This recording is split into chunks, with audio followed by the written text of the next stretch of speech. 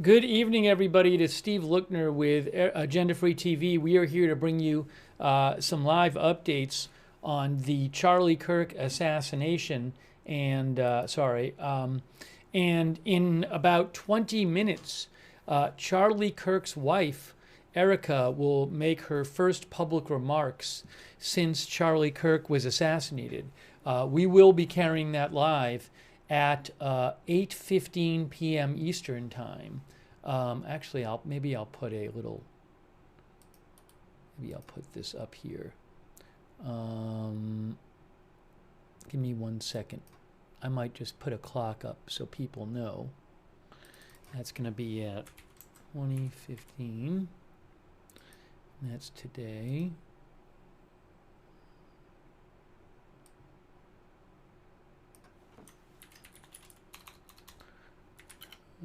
Kirk speaks. I think I did it. Let's see if this worked. Yes.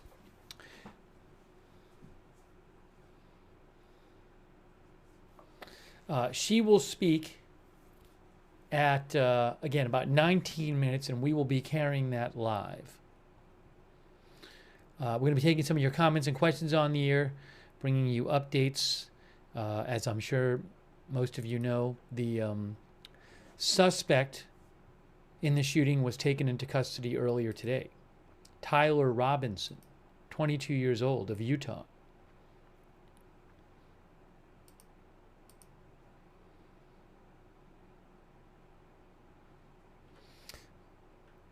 Okay.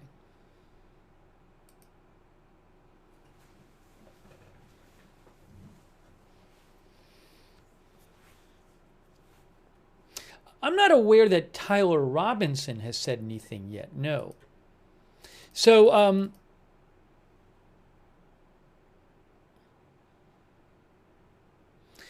I was just seeing something.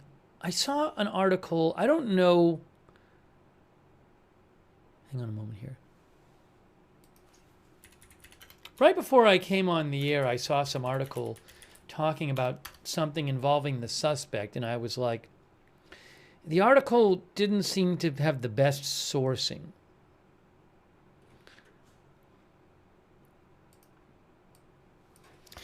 Where was that?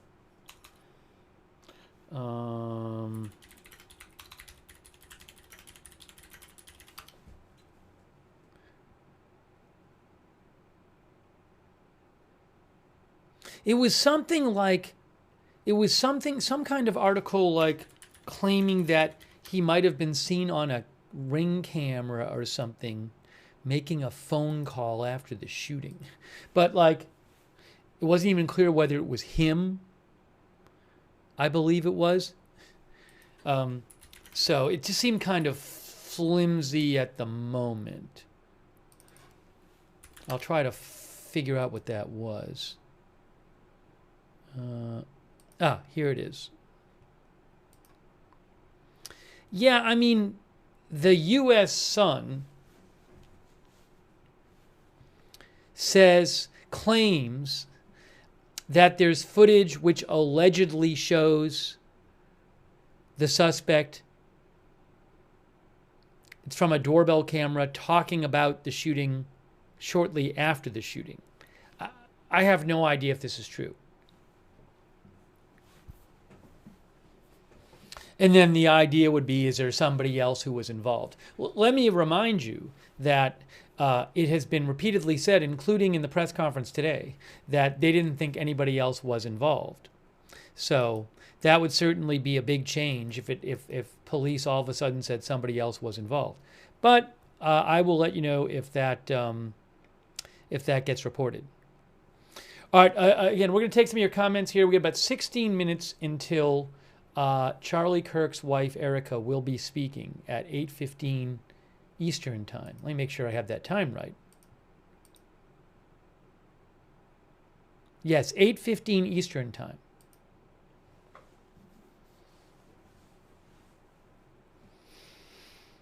Okay, we'll have more discussion of, we're going to take some of your comments about this whole situation and updates about the suspect. By the way, I do want to thank our moderators who are here. Beth Mythical and Ruth Krafasi are here over on YouTube. Robert's May Queen as well. Thank you. Give me one moment here.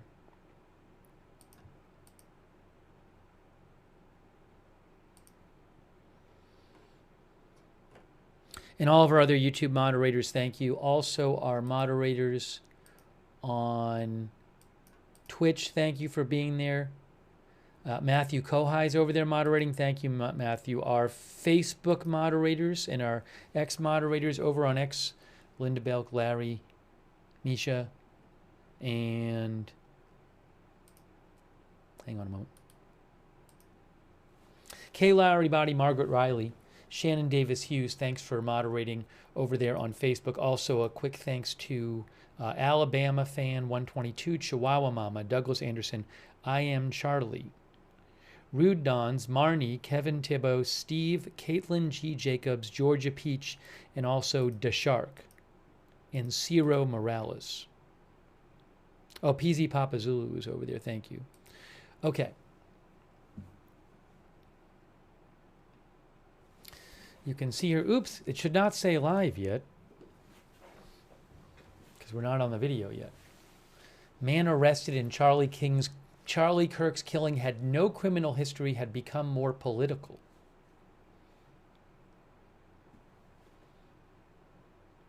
AP says, so again, Tyler Robinson, 22, is the suspect who was taken into custody. There is his mugshot there. You can see here, Robinson is registered to vote, but is not affiliated with a political party, according to Utah state records.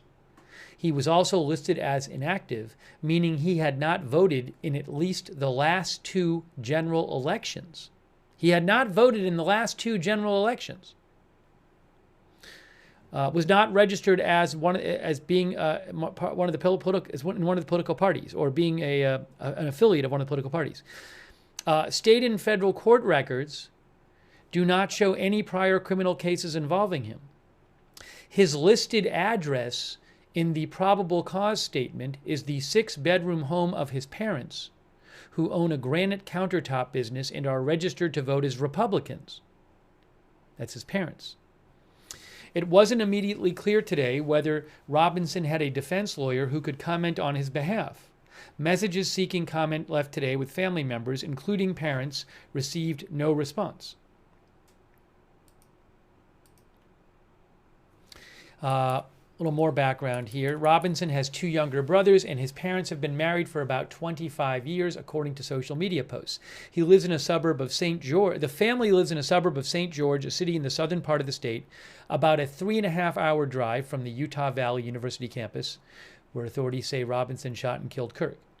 An honor roll student in high school who scored in the 99th percentile nationally on standardized tests, he was admitted to Utah State University in 2021 on a prestigious academic scholarship, according to video of him reading his acceptance letter posted to a family member's social media account.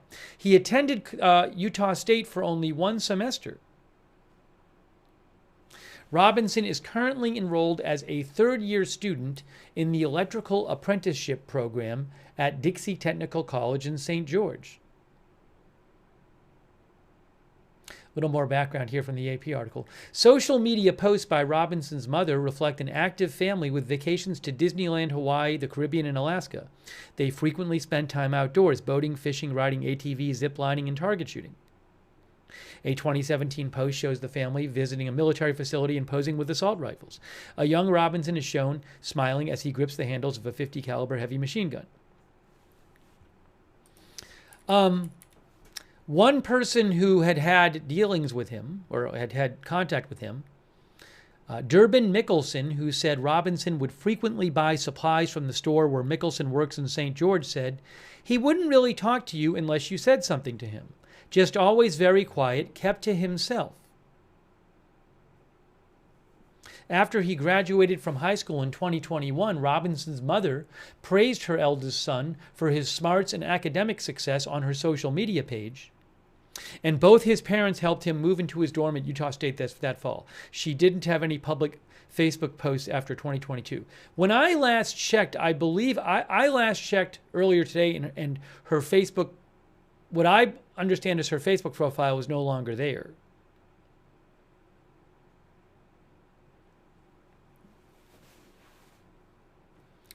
Family members said Robinson had become more political in recent years, said the governor today, describing a recent family dinner in which Robinson mentioned that Kirk planned to speak at UVU.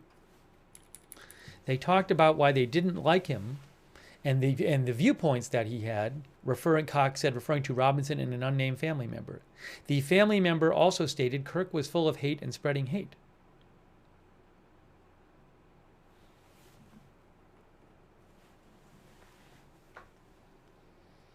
Um, 10 minutes. Ooh, you know what I gotta do? I gotta put the clock on the screen. Sorry. Erika Kirk, the wife of Charlie Kirk, is speaking publicly for the first time in about 10 minutes. We're going to have live coverage of that for you.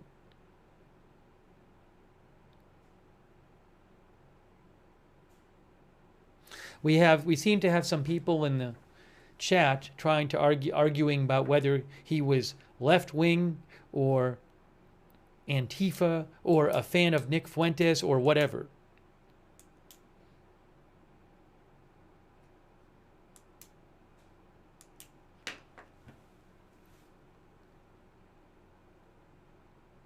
I cannot answer any of those questions for you. One of our viewers said, "Who cares? He's a murderer."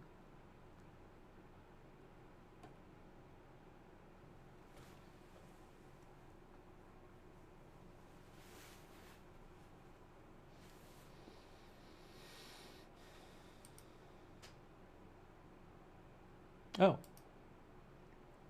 I can actually put it, I'll actually put it here. Hold on, hang on a moment. Give me a moment here. So we are going to bring you this tonight courtesy of Turning Point USA. So I appreciate them letting us show this. Let me get this up on the screen for you. Hang on a moment here. Give me a moment.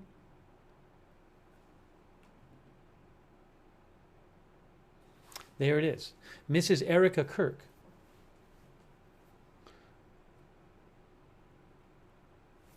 Remarks to begin soon.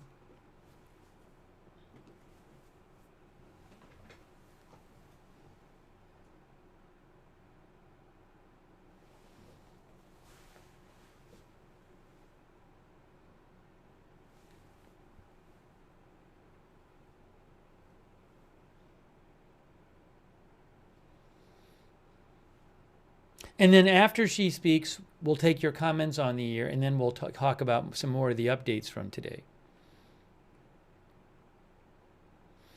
Maria says, this is going to be so sad. Johnny M says, when is Tyler Robinson due in court? I don't know that he has a court date yet.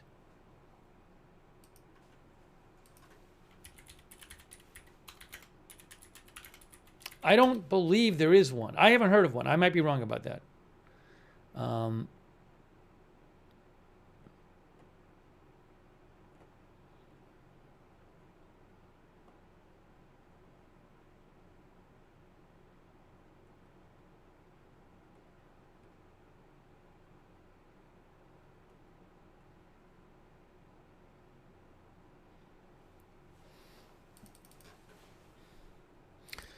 All right, so we got about 6 minutes. We'll take some more comments before she speaks. By the way, thank you to Paul Conley, who says, my heart breaks for our country and Charlie's family.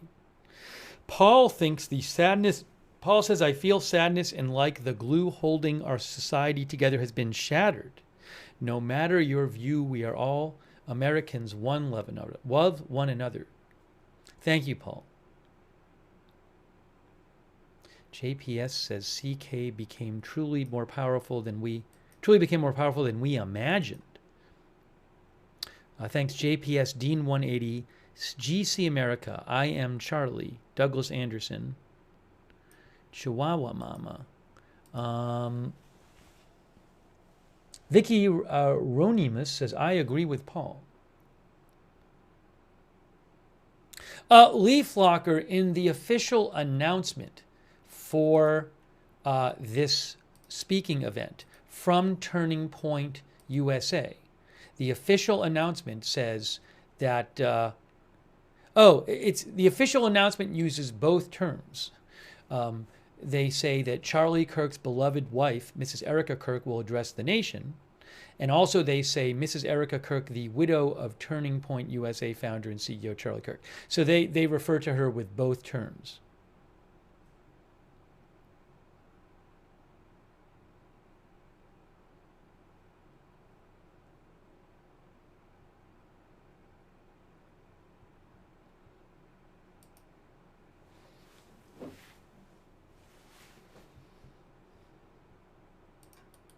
Maybe when she starts speaking. Well, there might be if there's no label below her, I'll put widow below her.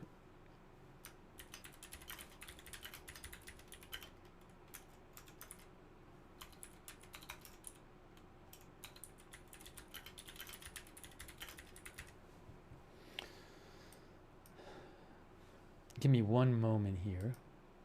Okay.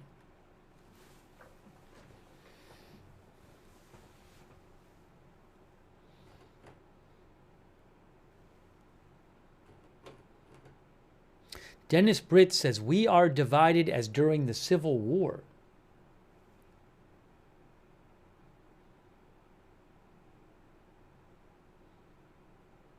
Tammy N. David says, is there any word on whether if his funeral service will be public? I have not heard that either way. I have not heard. I'll let you know if I hear anything. Thank you, by the way, to Bot King Sentient, Shadow Elf 85, CC143 on Twitch, Big Boss Now, Chris Miller, Guy from the 207, and Bonnie Goodwin. So again, we have about 3.5 minutes. I can't guarantee it'll start on time, but the scheduled start time for Mrs. Erika Kirk's remarks are in 3.5 minutes. And again, thank you so much to Turning Point USA for allowing us to show their video.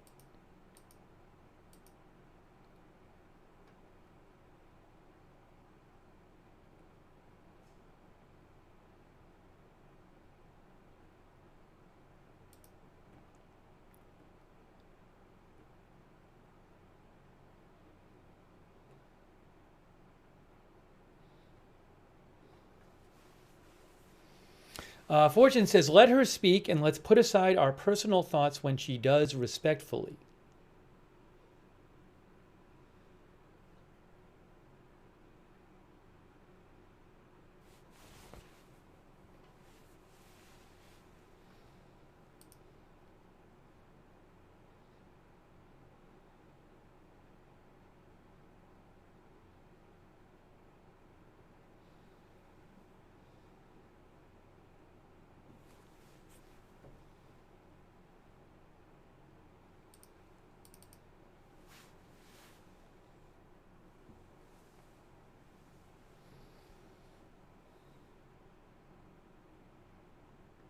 We will have more updates and take more of your comments after Mrs. Erika Kirk speaks.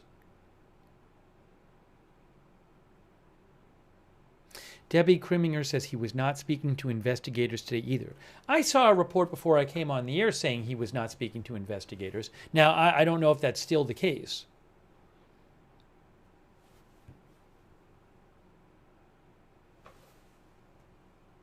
Give me one moment. Hold on.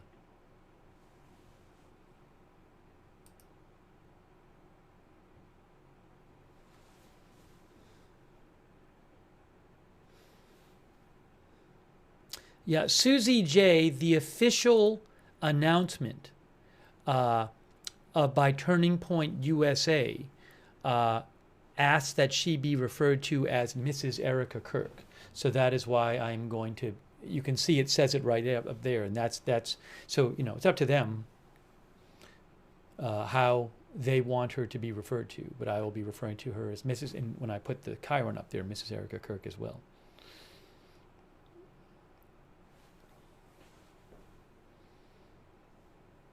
Okay, she is supposed to start speaking in about 45 seconds.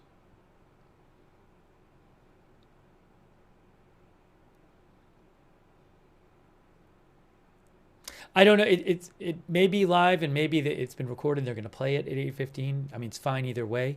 I could see either way. So we'll have to see what happens. And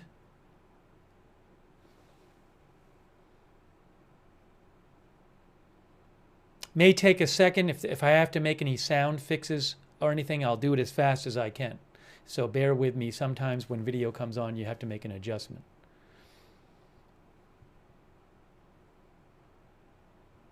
Also, if there's music beforehand, I'll have to mute that before she starts speaking. All right, so I am now going to take the clock down. So I'm going to say any moment, Charlie Kirk's wife, Erika, to speak.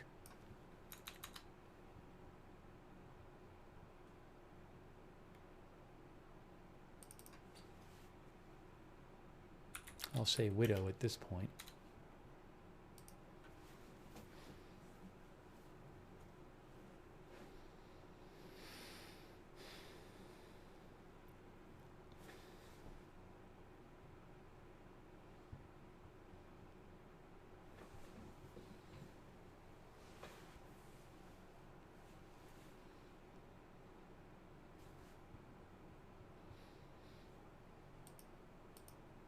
And we are watching the live feed, so as soon as it comes on, we'll see it.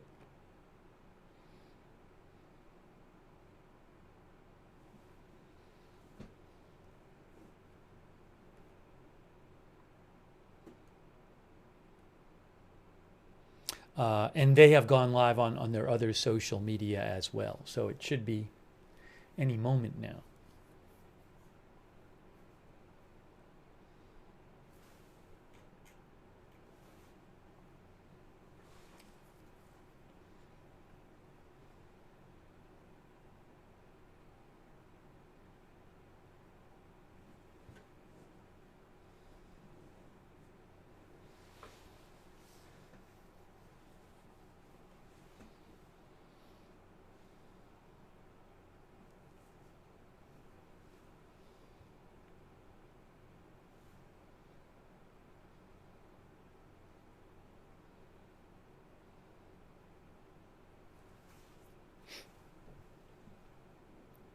Megan Nicole says, this still feels so unreal to me.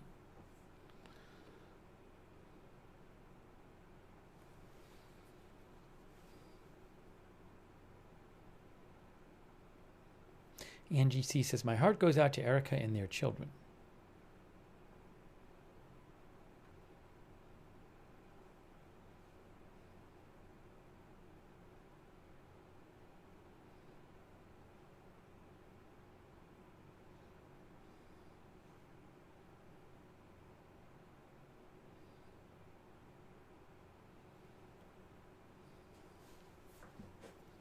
Thank you again to all of our moderators.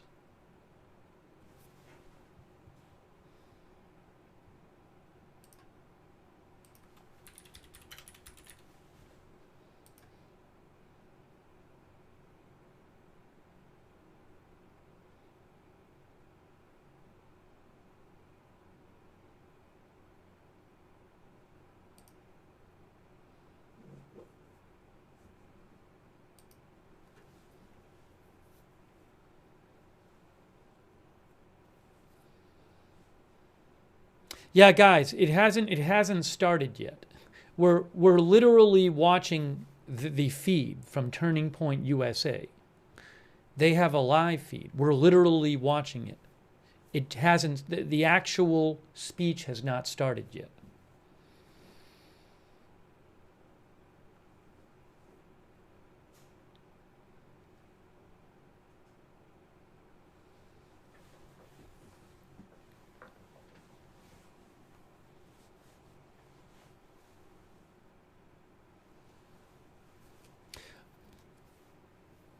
The original start time was 8:15. I mean, I'm not surprised. It might start a bit late, but there's no, there's no other time besides that. Right now, it's any moment now.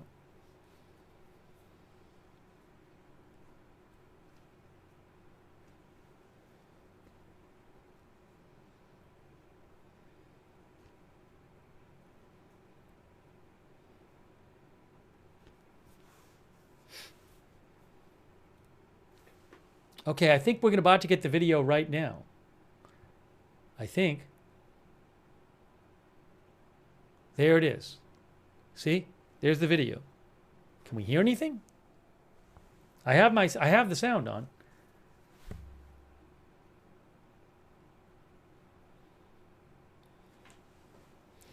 I'm gonna do real quick just to do it. I'm gonna put my headphones on to make sure I can hear everything. Let me get my headphones on.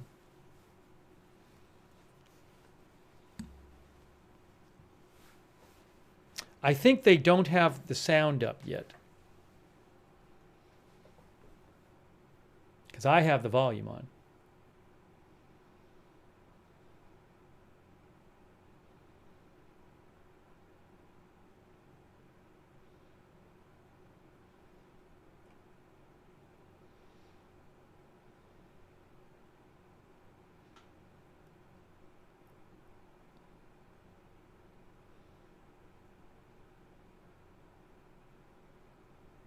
Mark says there's no sound on their end. Yeah, I mean, and that's what I took it to be, because I wasn't hearing anything, so.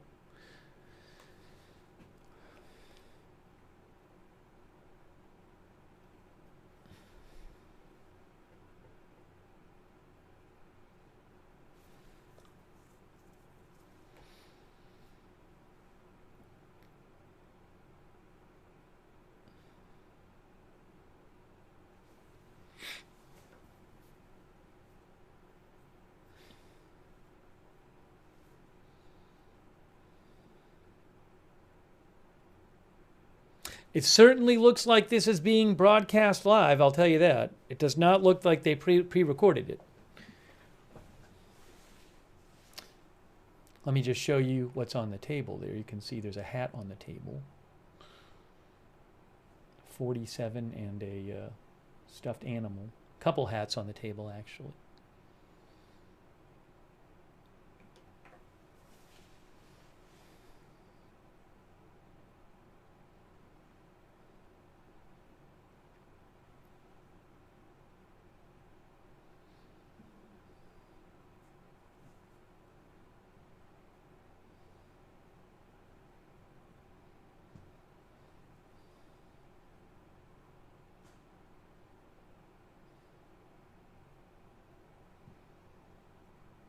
Again, we will be taking, after she speaks, we will take your comments on the air and we'll get caught up on some of the other updates about what's going on.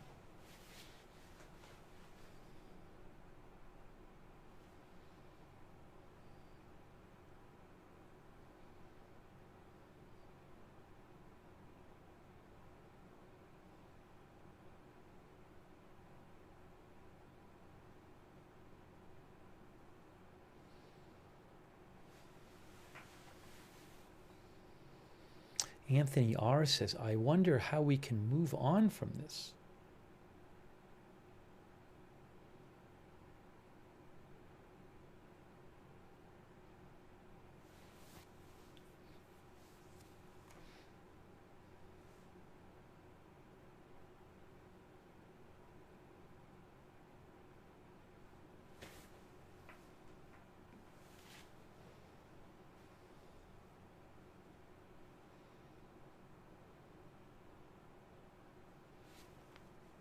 What if I can? All right, hold on a moment.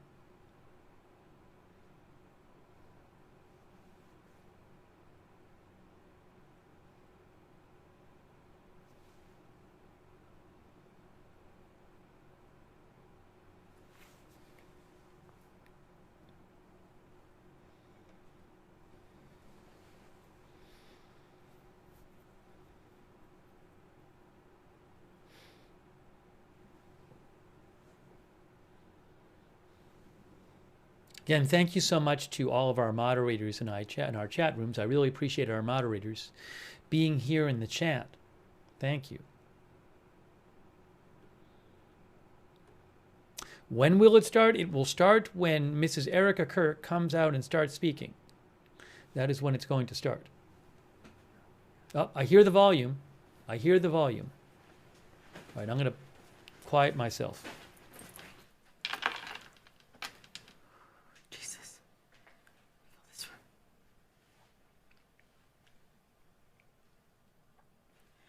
Good evening. My name is Erika Kirk. Charlie Kirk is my husband. I first want to thank the local, state, and federal law enforcement who tirelessly to capture my husband's assassin so that he can be brought to justice. I want to thank the first responders who struggled heroically to save Charles's life, and the police who acted bravely to make sure that there were no other victims on that terrible afternoon. I want to thank the officers who have protected our Turning Point USA family these past 2 days. And I want to thank the Turning Point USA board, the COO, Justin Strife, and my husband's chief of staff, the amazing Mikey McCoy, for all their work in these terrible days to be the stability for our family and for the wider Turning Point USA family as well. My heart is with every one of my husband's employees who lost a friend and a mentor. I want to thank the staffers of his amazing Charlie Kirk show who helped him broadcast from this studio, this chair. Every day he loved it. He loved what he did. I want to thank the millions of people who have shown their love for Charlie here in Phoenix, across America, and worldwide. I want to thank my husband's dear friend, Vice President Vance, and his phenomenal wife, Usha, for their love and support. You guys honored my husband so well, bringing him home. You both are tremendous.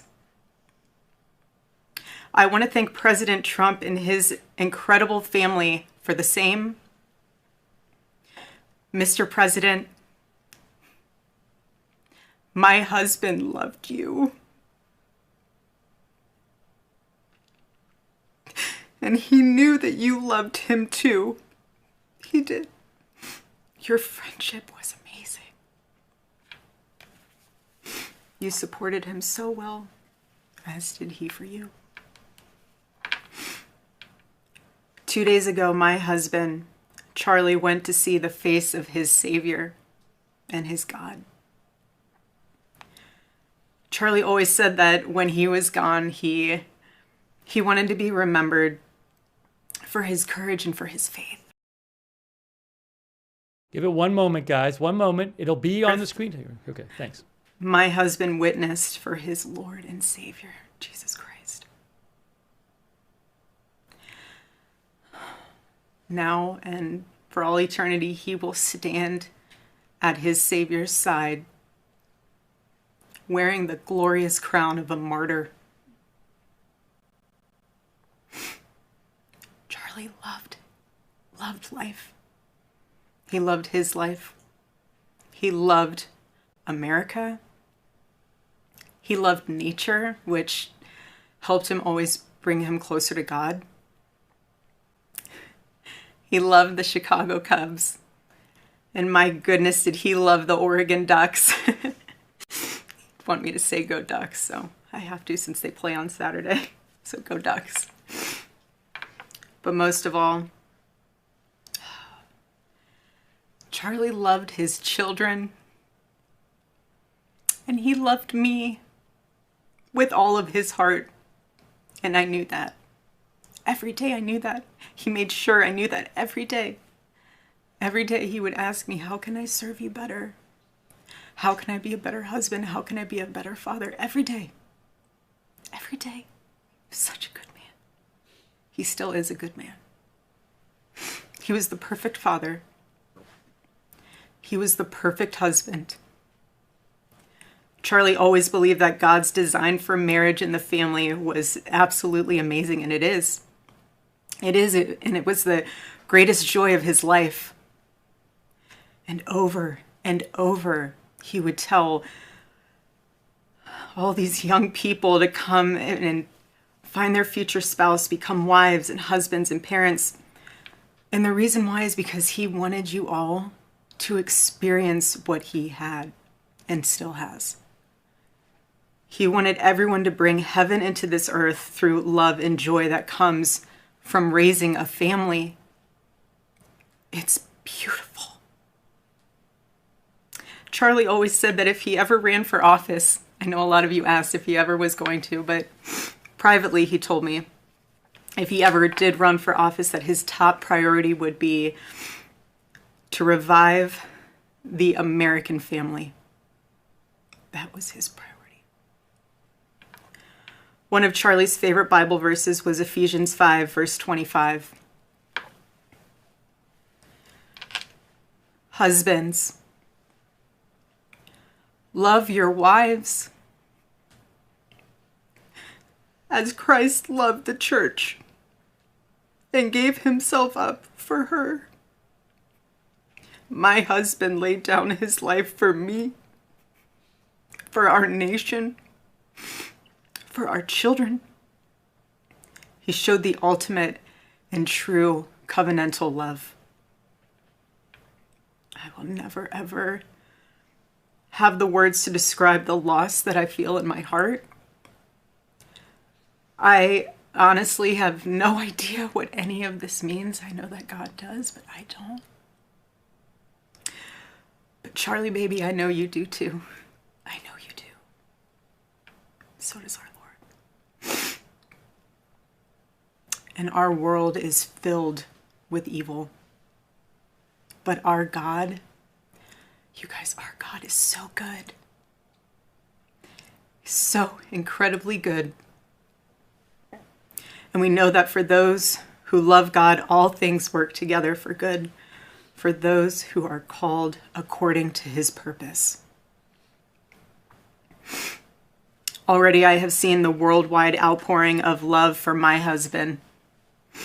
I've heard the testimonies from people my husband inspired to get married, to start families, to seek out a relationship with God. It's the most important one of all.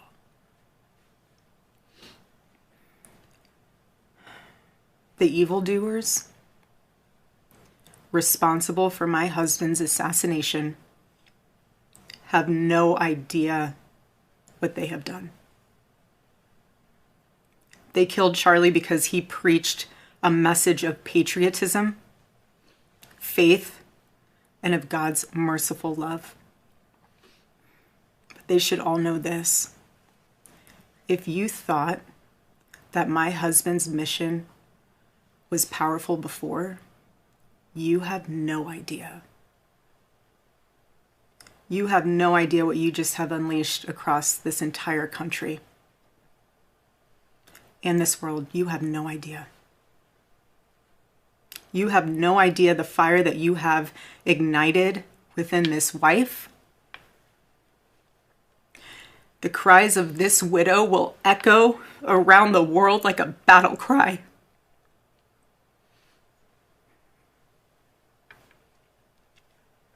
To everyone listening tonight across America, the movement my husband built will not die. It won't. I refuse to let that happen. It will not die. All of us will refuse to let that happen. No one will ever forget my husband's name, and I will make sure of it. It will become stronger, bolder, louder, and greater than ever. My husband's mission will not end, not even for a moment. And one of Charlie's greatest talents was his ability, this phenomenal ability to choose great people to follow him. He could always find the ones who could handle any setback. And it's almost like he knew. He could see it in you. Even when you couldn't see it in yourself, he just knew. He knew you could handle it. You thought you only had 5% left, and he knew you had 15. He knew you were ready to go that extra mile even when you didn't. He always challenged people around him to work harder and to be better. He never gave up. And I love knowing that one of his mottos was never surrender. So I want to tell you that we'll never surrender. We never will. Ever. Ever. Our campus tour this fall will continue. There will be even more tours in the years to come. America Fest here in Phoenix this December will go on. It will be greater than ever. The radio and podcast show that he was so proud of will go on. And in a world filled with chaos, doubt, and uncertainty, my husband's voice will remain. And it will ring out louder and more clearly than ever. And his wisdom will endure. My favorite too, but my husband's favorite word in the English language was earn. He would call all of you to be people of action who earn the future America deserves. So to all of the young people who felt inspired by my husband's faith and hard work, all of you already know what Charlie would want you to do. You know. You know. If you're in high school or if you're in college, go find your local Turning Point USA chapter. Join it. Stay involved. He wants you to make a difference. And you can. You can. The movement's not going anywhere, and it will only grow stronger when you join it. If there isn't a chapter, you can't find one, then start one. There is no excuse. You can start one. And as my husband used to say in this room, every single day, if you want to get involved, the best way you can do that is going to tpusa.com. That's what he would say every day from this chair. Every single day. I watched his show every day, and he would always say, if you want to get involved, go to tpusa.com. If you're a pastor, join our movement at TPUSA Faith. And if you're a parent, I highly recommend that you come to America Fest in December. Sign up right now for that because we would love to see you. I would love to see you. Charlie would. He'll be there. He'll be there in spirit. Bring your kids, bring your family. But most important of all, if you aren't a member of a church, I beg you to join one. A Bible-believing church. Our battle is not simply a political one. Above all, it is spiritual. It is spiritual. The spiritual warfare is palpable. Charlie loved his Savior with all of his heart, and he wanted every one of you to know him too. He wanted everyone to know that if they confess the Lord Jesus Christ who rose from the dead, then they will be saved. Hear me when I say this, nobody is ever too young to know the gospel. Nobody.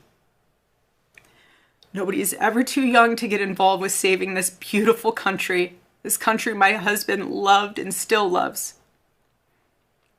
And nobody is ever too old either. There's no age limit. I know my husband is still here. He's watching over us. I don't remember the last time I slept.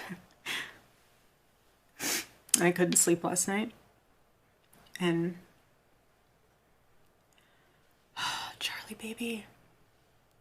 Charlie, I promise I will never let your legacy die, baby. I won't. I promise I'll make Turning Point USA the biggest thing that this nation has ever seen. I promise. Charlie, I love you. I love you, baby. Rest in the arms of our Lord as he blankets you with the words I know your heart always strived to hear. Well done, my good and faithful servant.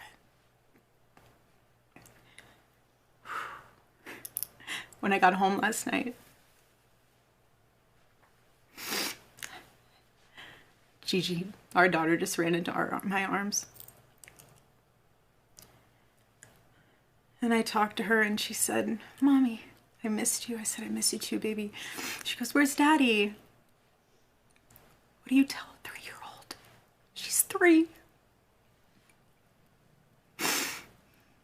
I said, baby, Daddy loves you so much. Don't you worry. He's on a work trip with Jesus, so he can afford your blueberry budget. And my goodness, am I so humbled to witness Charlie, you alongside Jesus right now, doing what you always want to do, baby. Making heaven crowded, right?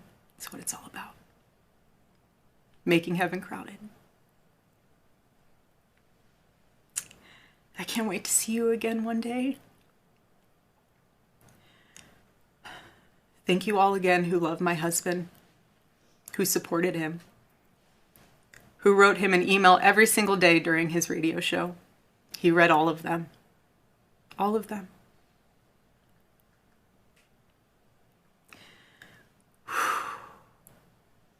God bless you all. And may God bless America.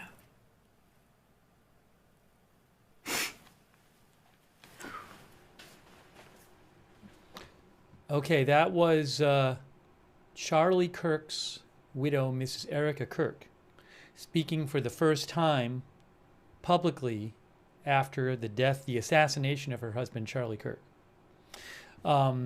So I do very much appreciate Turning Point USA allowing us to show her remarks. She said that she is committed to the movement. She said Turning Point USA is going to be bigger than ever. She said that the college tour that Charlie had begun with his appearance on Wednesday at Utah Valley University, she said, oops, sorry, the clock is still on. She said the college tour will continue. She said the college tour will continue. I'll take my headphones off. And she said the movement will be bigger than it was before.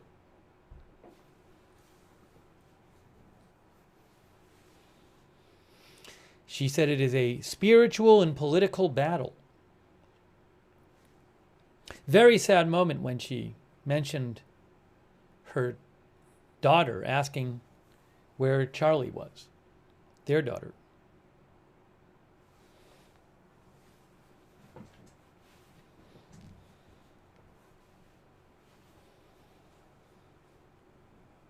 And she said his broadcasts, his regular broadcasts will continue. Maybe she's going to do them. Maybe they'll have other people do them. But she said the movement is continuing.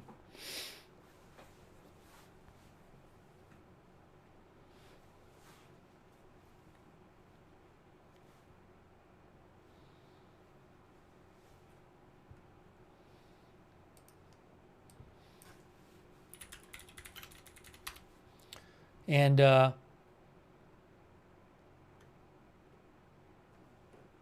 mean, it's so raw because I mean, he just was killed 2 days ago.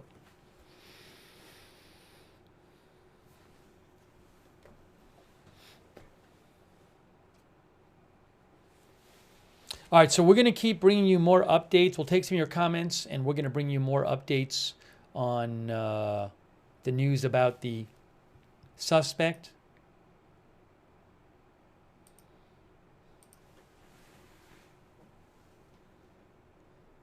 Our viewer, was it Cave Dweller, who says, so sad.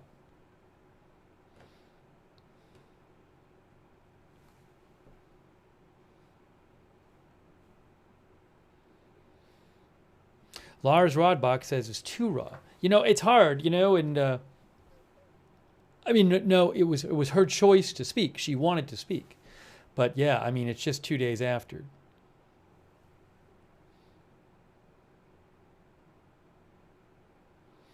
Arch Prospero says, I'm surprised she didn't even collapse. Well, it's clear that the movement is of the utmost importance to her, and she wants to continue the movement her husband started. She was very clear about that.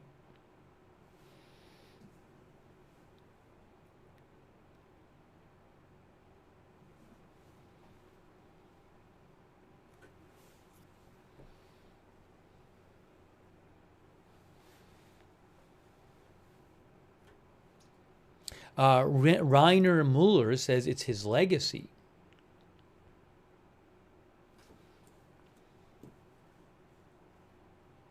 So I am confident we will be seeing her a lot more in the future.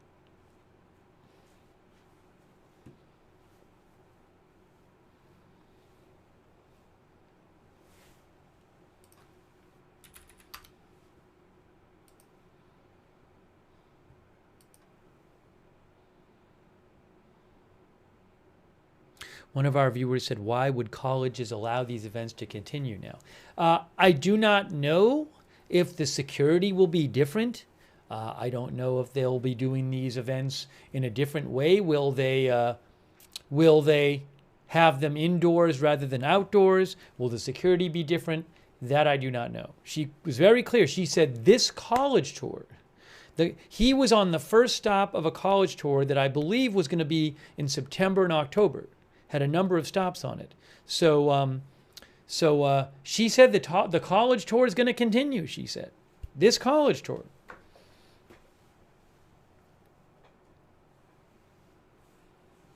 But yeah, I don't know if they're going to change the way they do them. Similarly, I mean, any kind of person, a political figure making a political appearance might consider how they do things, whether they're a politician or they're an influencer or or an advocate or whatever.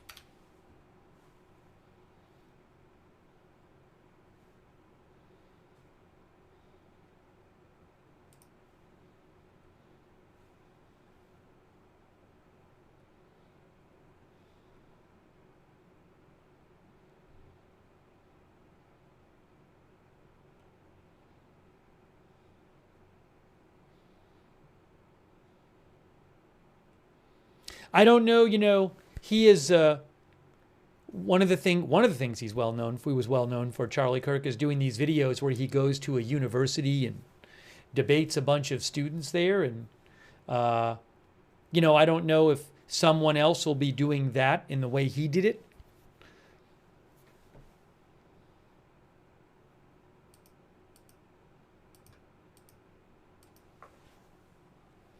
I Am Charlie thinks Ben Shapiro is going to be doing the debating.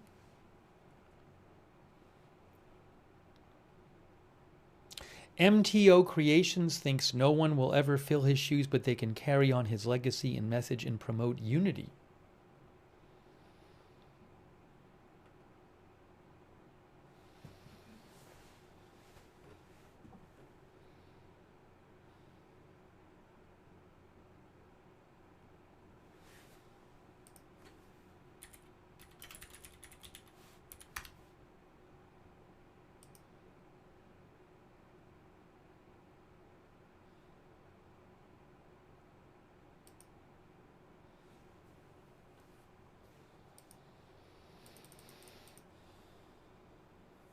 One of our viewers had asked about the funeral. Actually, not just one. A number of our viewers have asked about the funeral and also whether it would be public.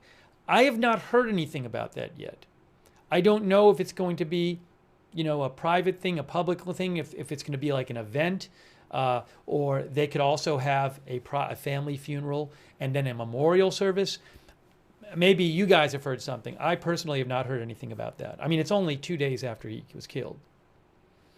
So I certainly would be interested in knowing, but I don't know yet about that.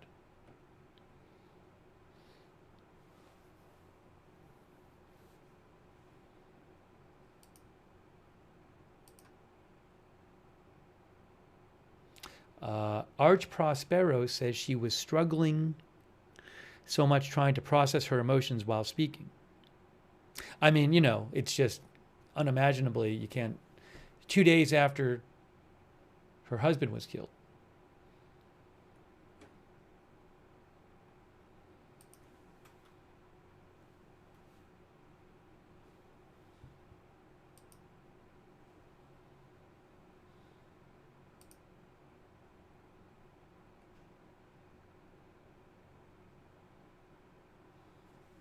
In a moment, we'll give you an update and talk some more about the suspect. I do want to check if there's other updates tonight about the suspect, so let me check a couple things here. Now, in terms of that fall tour, do they have the webpage still up for it? Let me see here. Yes, the American Comeback Tour.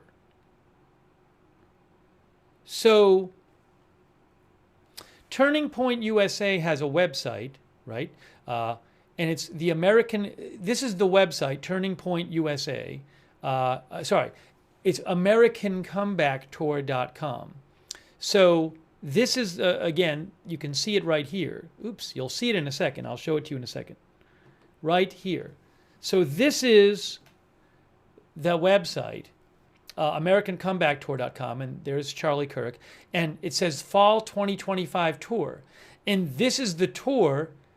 I mean, it's right there. It says September 10th, Utah Valley University Prove Me Wrong Table. That was the first stop on the tour.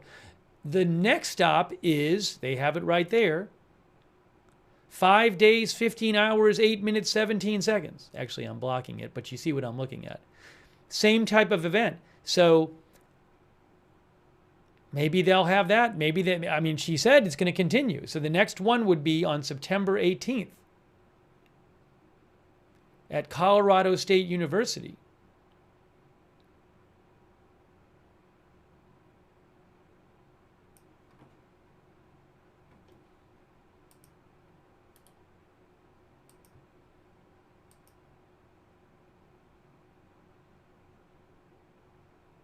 It's eerie to see the website, and you can see this is the ticket page. It says the sign-ups for this event are closed. This is the page for the event 2 days ago. You can see it says starts Wednesday, September 10th, 2025, 12 p.m. local time. He was shot around 20 minutes after 12 p.m. UVU Courtyard. The American Comeback Tour featuring Charlie Kirk, hosted by the TPUSA chapter at Utah Valley Prove Me Wrong Table.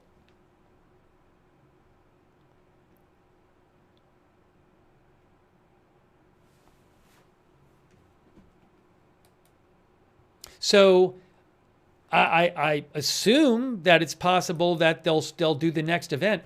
There's a ticket sign up. It's still up there. The 18th. I mean, that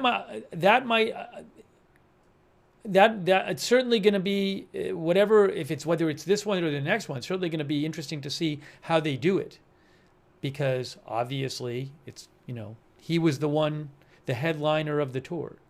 So, but the next one is scheduled for Thursday, September 18th at Colorado State University. Anyways, I just wanted to show that. Again, it's if you want to see it, I believe the site is AmericanComebackTour.com. All one word, AmericanComebackTour.com. And then just to show you how many events there were supposed to be, and I guess there are going to be, because his widow Erika said the tour is going to continue. So September 8th was 2 days ago. September 18th, look at this. Actually, I'm sorry, there's two of them. So I didn't even notice this. The next event, there are supposed to be two on September 18th. Now, I don't know that they'll do two on September 18th. There was a September 18th and September 18th evening event. Maybe they'll do just one, or maybe they'll do two. I don't know. And then University of Minnesota, September 22nd. Two at the University of Minnesota. Virginia Tech, September 24th. Two there. I guess a lot of these have two. Utah State University. Now, I believe the suspect, Tyler Robinson, from what I read, went for a semester, I think, or something like that. Was it a semester or 6 months or something like that to Utah State? Anyways, the events are supposed to continue through October, and then it says more to be announced soon. Left Shoe, our viewer, says maybe they will get rid of the Prove Me Wrong table. It's a good question. Or maybe they'll have it and somebody else will do it. But certainly, it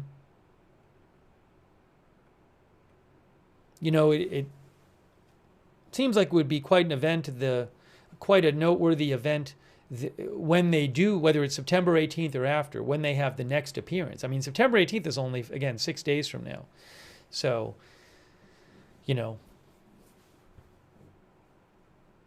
maybe they'll make sort of a memorial service out of that. I'm not sure. Out of the first, especially the first one back.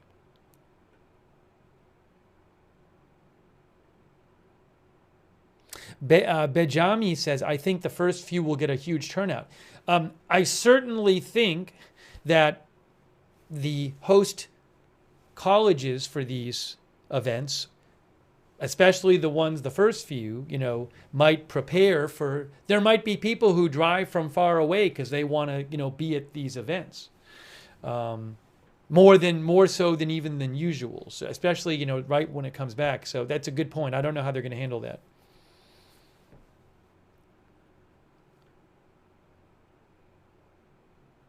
Mr. Miata says, I will be going to the one in Minnesota.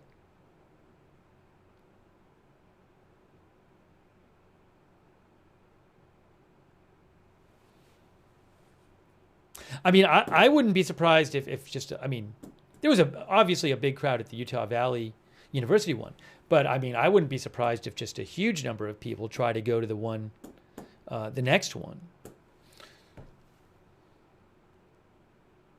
Now, David Watson said that Colorado State had removed the event from their calendar. Now, I do not know. There's just as I said, I don't know which of these dates will stay and which won't.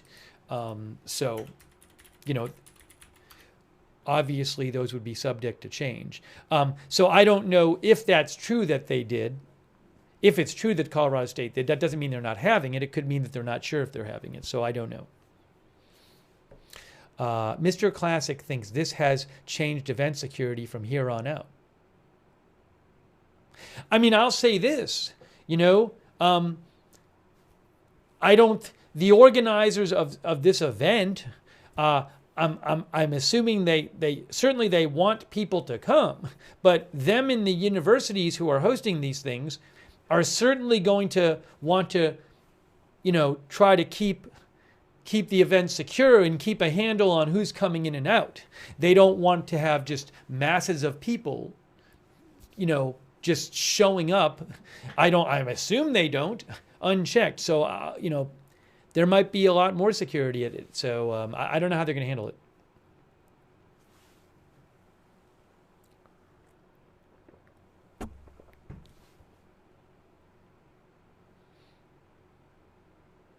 But yes, as Bob P. said she is going to continue the movement. The tour is going to continue. Basically, she said everything he did is going to continue. The broadcasts, Turning Point USA, the appearances, and all that.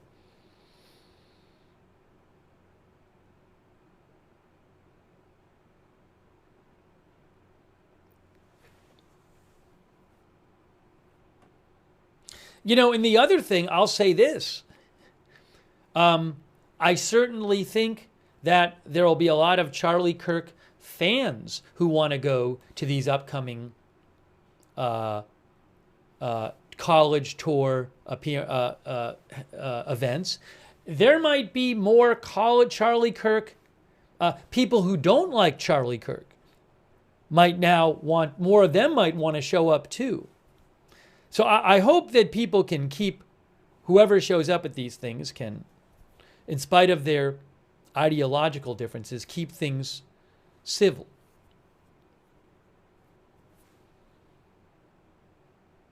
Break things think they will be more popular than ever now.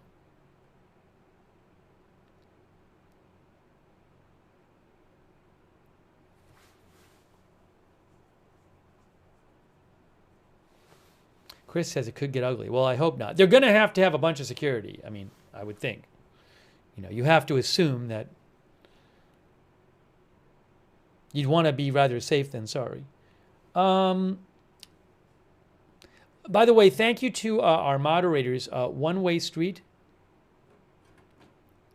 Sabrina over there on YouTube. I really appreciate it. Beth Mythical. Thank you to our moderators who are there. Roberts May Queen. Also, 13 Alamo, Bot King Sentient, David Green, LB Prairie on Matthew Kohai 3, Sarah and Tariag. On Facebook, Kay Lowry Body, Margaret Riley.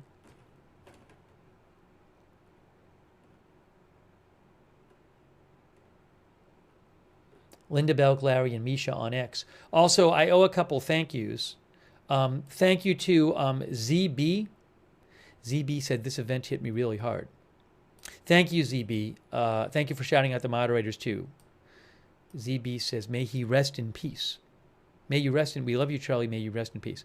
Thank you, ZB. Thank you also, Low Key Valkyrie, who says, may we strive to be a country that does not choose violence. Also, Jeremy Freeman.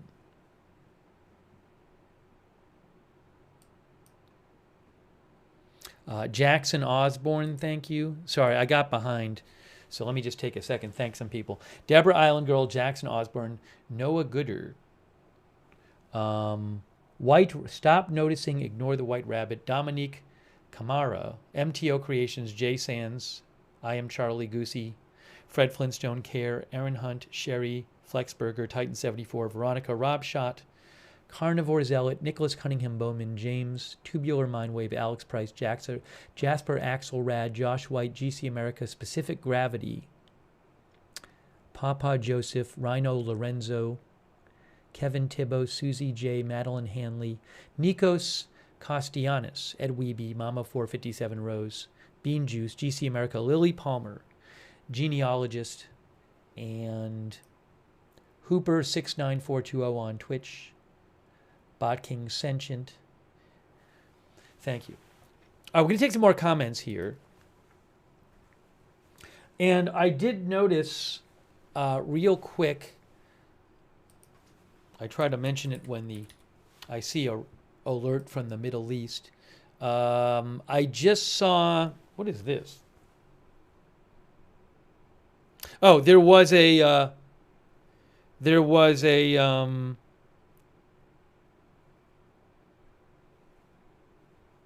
what was it? Was it a drone alert? I just got an Israel alert that said the incident has ended. I don't know if it was I have to look up what it was.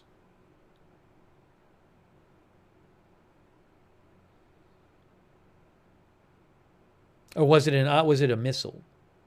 Yes, it was a missile launched from Yemen. And it has been intercepted. That's what it was. That's a regular occurrence these days in Israel.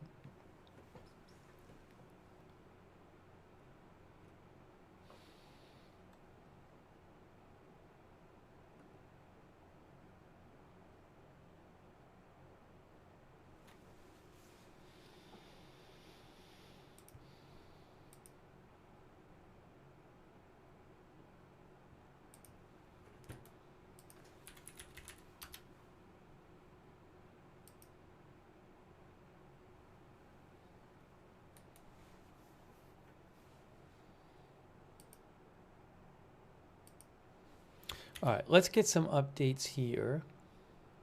Hang on one moment.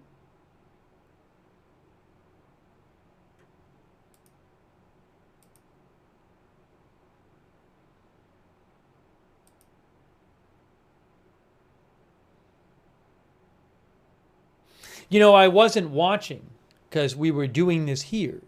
But I was watching it, obviously, but I wasn't paying attention to the numbers on their channel. The New York Times said that there were over 500,000 people simultaneously watching the live stream on Turning Point USA. And obviously, I mean, it was being shown other places here. I mean, a lot of like Fox News was showing it and stuff. So, oh, maybe it wasn't. Maybe it wasn't on the YouTube. It doesn't look like there was 500,000 on the YouTube. Maybe it was 500,000 on one of the other platforms. Maybe it was TikTok or Instagram. It doesn't say on the New York Times report. So, or maybe it was on YouTube. I don't know, because there's a bunch of different platforms. So I should be clear. But they said well over 500,000 people simultaneously watched it.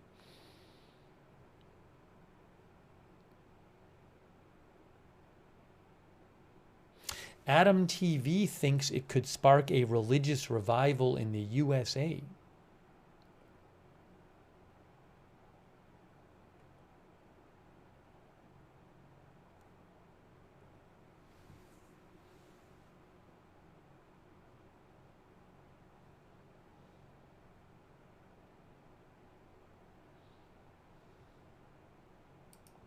Let's talk a little about the suspect.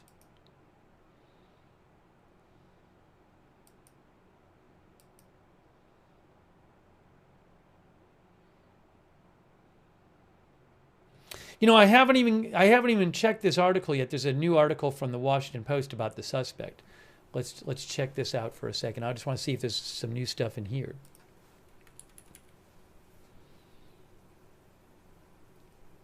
By the way, is the Facebook for his mother, I believe, is gone, right? I just looked at what it was, and I don't see it anymore. So I think the address I had was it, and I believe it's now gone. What I believe his mother's Facebook was, I checked it earlier today when we were on the air earlier, and some of you heard me say this, but when I went to the page, the top post, I think it was the pinned post on her Facebook page, it had nothing to do with her son at all. It wasn't political or anything. And it had 1,100 comments on it. And a lot of them were very nasty. 1,100 comments already. So, you know, my guess is she might have just taken it down, was just like, I don't want to deal with this anymore. Oh, I'm sorry. By the way, I didn't update my headline after. If you missed Charlie Kirk's widow, Mrs. Erika Kirk, speaking, I just forgot to update the headline. You can rewind, because we showed it. Just rewind and you can watch it. Latest developments on Charlie Kirk assassination.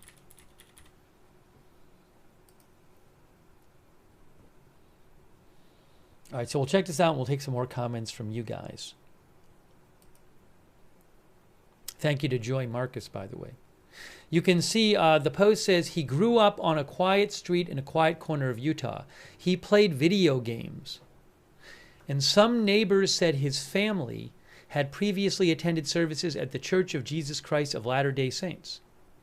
Entering his senior year of high school, his mother posted a photo of him on social media along with his strong college admission test scores and wrote, "This boy is a genius and I'm hoping he'll pick a Utah college and stay close." From what I have read, he was very smart. He did very well on exams he took, standardized tests, for example. So I don't know a lot of specifics about his life, and maybe we'll hear more from his family. I'm not sure.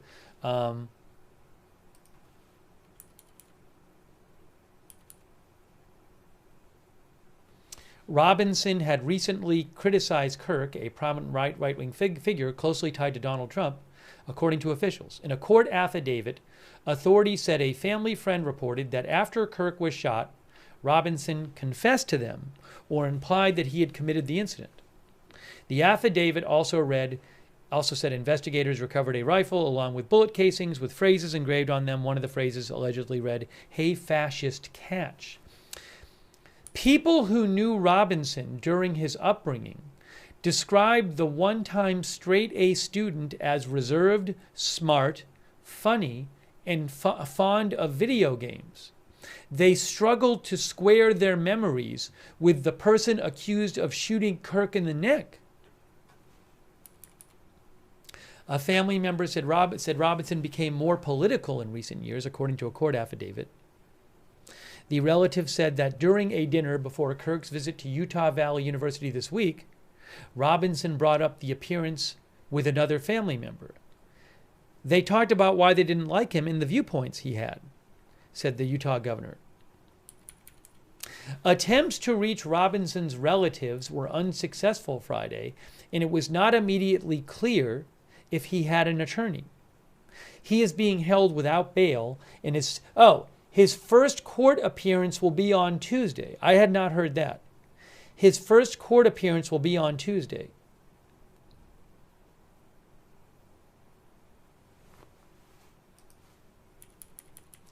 I know a bunch of you know this. Last night, the Washington County Sheriff's Office in southwestern Utah heard from a Robinson family friend. The person told authorities that the 22-year-old had effectively confessed.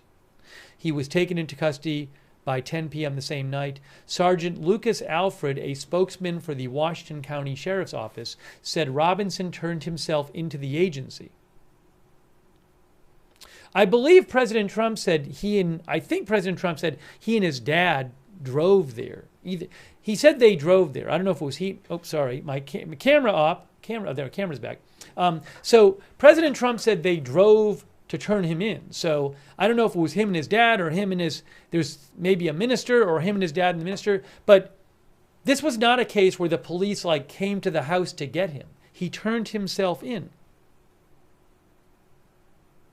Records shared with the Washington Post show that he was officially arrested on Friday morning at 4 a.m.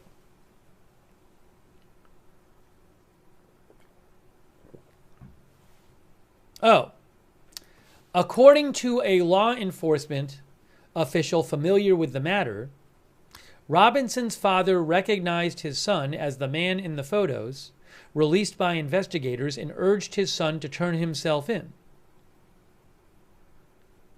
Some reports claim that when the father said to turn himself in, Tyler Robinson said he would rather kill himself than do that.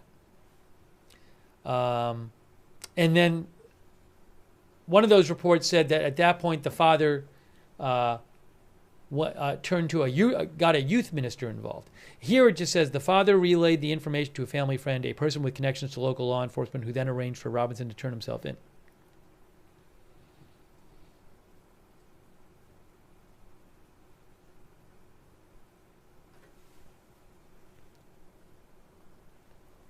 In addition to the regarding the writing on the casings, the ammunition,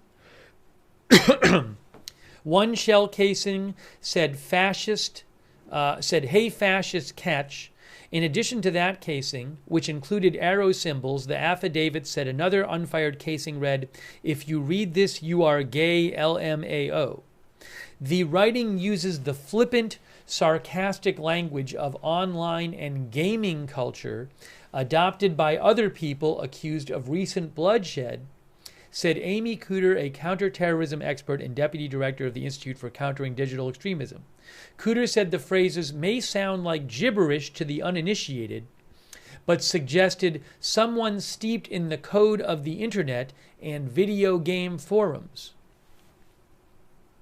The fired casing, the one that was fired, had the phrase "notices bulge," OWO, notices bulge, OWO, what's this, according to the affidavit. The phrase appears to misspell the word bulge. That is online speak suggesting sexual excitement resulting from a win or success, Cooter said. The reference to being gay echoes common language online, Cooter said. The arrows on the casing reading, "Hey Fascist," are consistent with the button sequences used to drop bombs in the game Helldivers 2, a popular satirical game in which super soldiers battle aliens. Multiple people who knew Robinson from growing up recalled his fondness for video games. During high school, he was part of a group of students who would play Nintendo Switch games together at lunch, said Dane Stocking, 22 years old. Robinson was introverted but funny, said Stocking. From what I remember, he was a jokester, Stocking said. They were not personally close, according to Stocking, and he did not recall Robinson discussing violence, guns, or politics. The group drifted apart since high school, but they periodically checked in with one another. Stocking said once this started coming out, he and others were really shocked. Xander Luke, another high school classmate, said he remembers Robinson being smart, funny, and active online, trafficking in silly memes and jokes. They would talk politics, Luke said, and discuss their frustration with the system, particularly feeling let down by the two major political parties. Robinson did not appear to like hateful people and people who would talk down to others, said Luke, 22. I haven't heard any interviews with anyone yet who said he was violent, and that they're not surprised this would happen. So far, the few comments I've heard from people who know him are people who seem surprised that he did this. His family lived in a low-key residential area in Washington, Utah, more than 200 miles away from the school where Kirk was killed. The normally quiet street where he grew up was swarmed with TV cameras on Friday.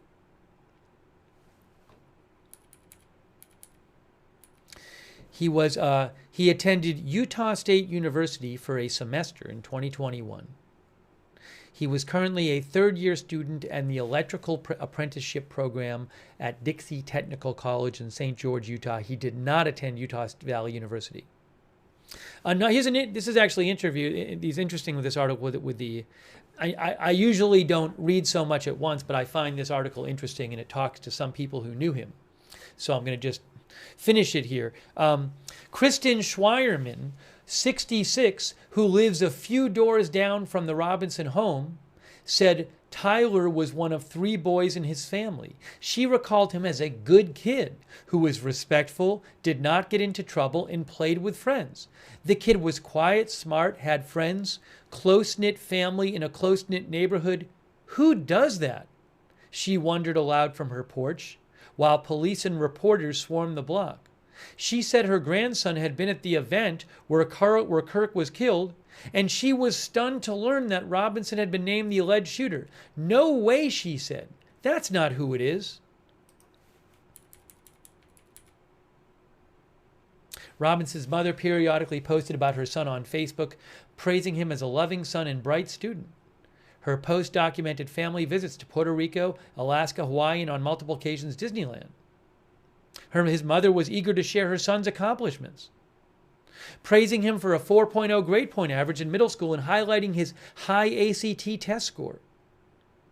In contrast to the rhetoric officials attributed to Robinson, his mother's Facebook feed had a notable lack of politics. It was more focused on positive commentary about her children and husband. Wow. Billy Harris, our viewer, says wasted brains. Anyways, there's, you see in that article, they talked to two people his age who knew him and a neighbor, and none of them seemed to think that this was a person who would do something like this.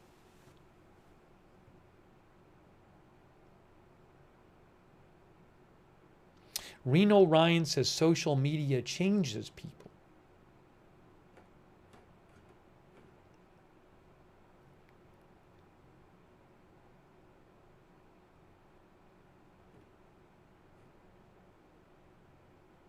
Ryan Minot thinks it's always like that.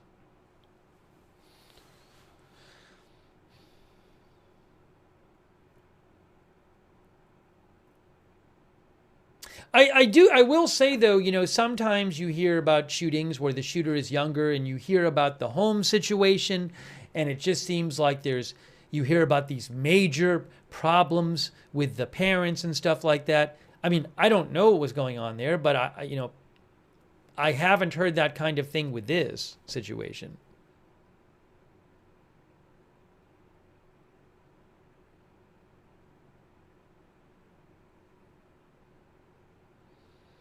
We love you, TJ said they were searching a second house believed to be the suspects.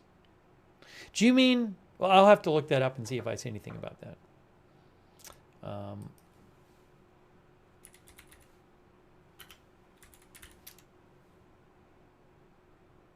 Just Ducky said the FBI searched the family home in the apartment he stayed at today.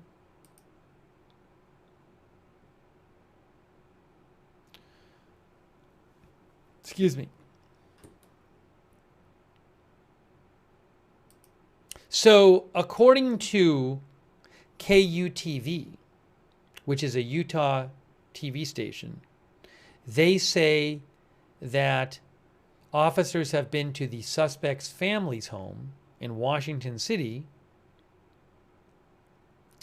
and his apartment also appears to be an active crime scene, they said.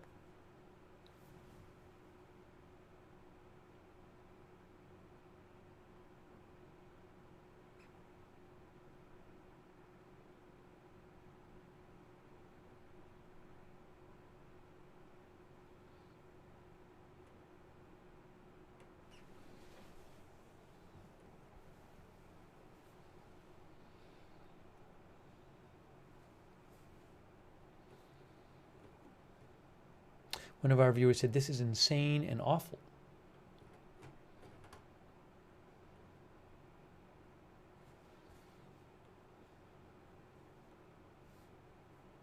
Where is the apartment? Does it say here?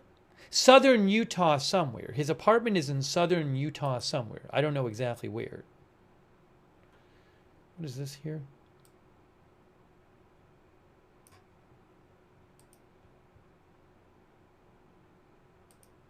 Oh, there's supposed to be a candlelight vigil for him at Utah Valley University. If we're still on the air, I can show it to you. In about a half an hour, there's supposed to be a candlelight vigil at Utah Valley University, where he was killed, for Charlie Kirk. So maybe I'll stay on for that.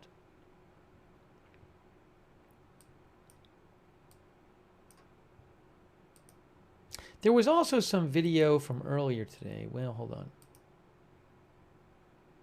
No, I don't have that. Let me show you a little video from earlier today of police at the home, at the last known residence of Tyler Robinson.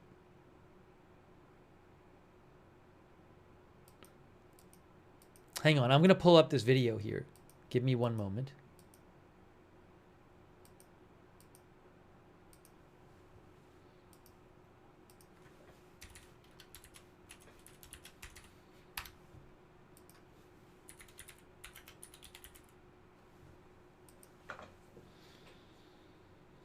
I'm not sure that this will, maybe one of you know. I'm not sure if this home is the, that I'm going to pull up is the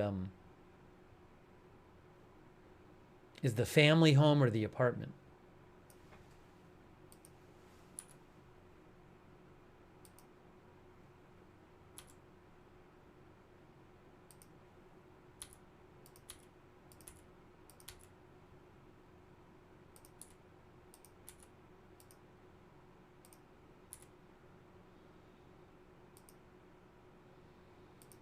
Hang on a moment.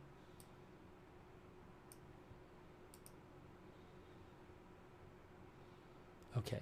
I'm going to put this video up right now for you.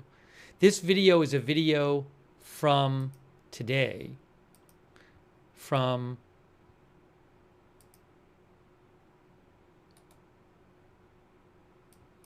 one of the houses that police were searching.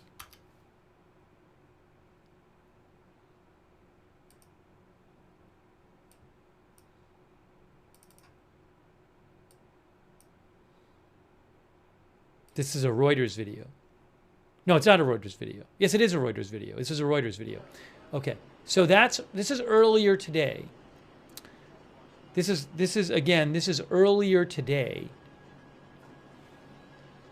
And I think they pan around to see the house. It's this house right there. Is that his car? Is that the car that they found at the college right there?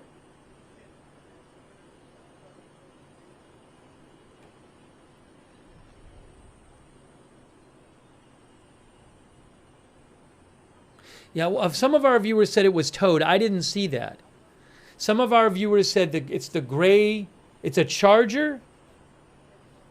I forget what it's called. But yeah, so this is video from earlier today. But I believe, right, you'll see it. I mean, again, I'm just showing you some clip of, hold on. Right there, the gray car coming up. Challenger, people say. Our viewers are saying it's a Challenger. So it's that gray house. And that's the family home? Was that the family home there? And a bunch of our viewers are saying they took the car away. No? Can I ask you guys something without recording? If I move my truck on this side, it'll be basically like that, but it'll be on this side. So try not to. We'll try to let you guys at least. Thanks. Yeah. Thanks for moving back and forth. Again, I just, this is from earlier today, from a few hours ago. Actually, from a number of hours ago, probably about 7 hours ago. But I'm just showing you guys this so you can see I think this is the family home. And I believe that might be his car there. And our viewers said they towed it away.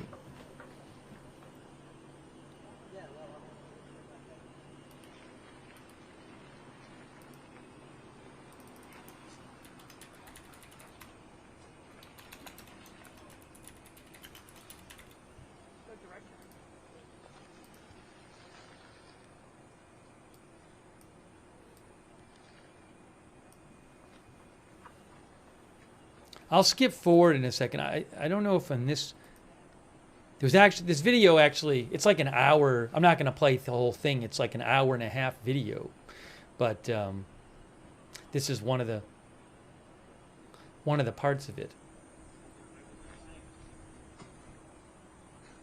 Griselda says the family won't be able to live in the home with all this chaos.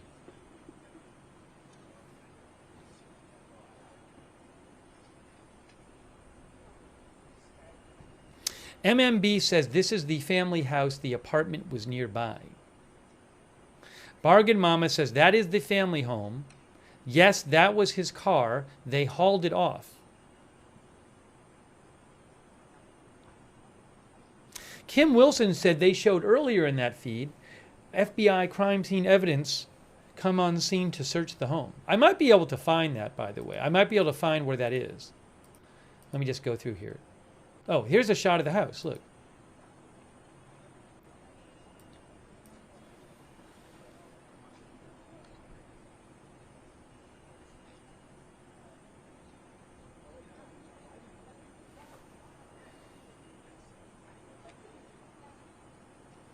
Martin Gingrich, thank you, Martin. Martin says, I just watched Mrs. Kirk speak. The 3-year-old story broke my heart. I have a 3-year-old daughter, so sad. That was quite difficult to hear, sad. By the way, I do want to thank JD63. Thank you, JD. And Dream Squad HD. Jenny Lassiter, Teacher Jennifer, I Am Fatness, Teacher Jennifer C, I'm sorry, Deborah Island Girl, Low Key Valkyrie, Jackson Osborne, thank you. Also,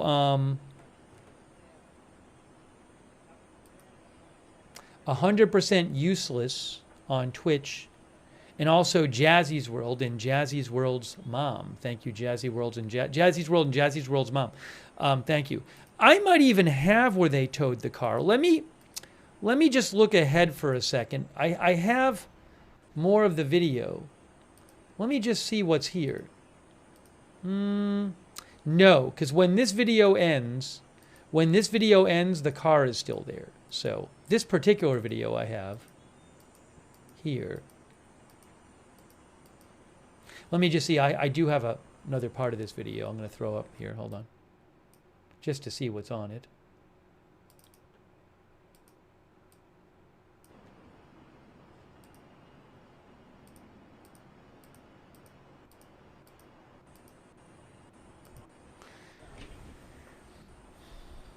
Oh, that was something. All right, I'll try to make it easy for everybody because I got to have a lane for emergency vehicles right here. So I'm going to put a cone.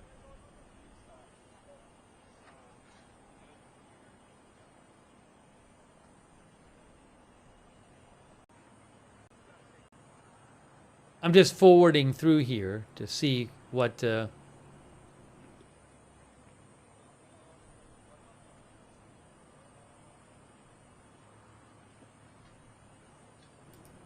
Oh, I want to mention the Secret Service agent story.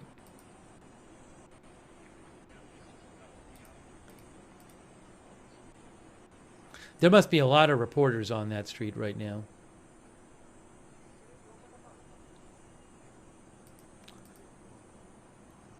I want to mention the Secret Service agent story. I don't know if you guys heard about that. By the way, thank you also to Phantom Music Producer and VF9E. Thank you.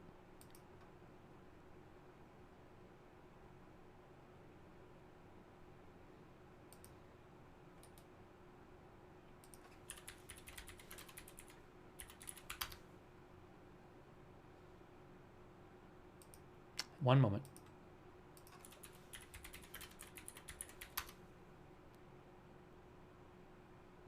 So I'm going to stay on for this. It's 9:32 Eastern right now. I'm supposed to have some video. I'm supposed to have some video of a vigil, of a Charlie Kirk vigil at Utah Valley University.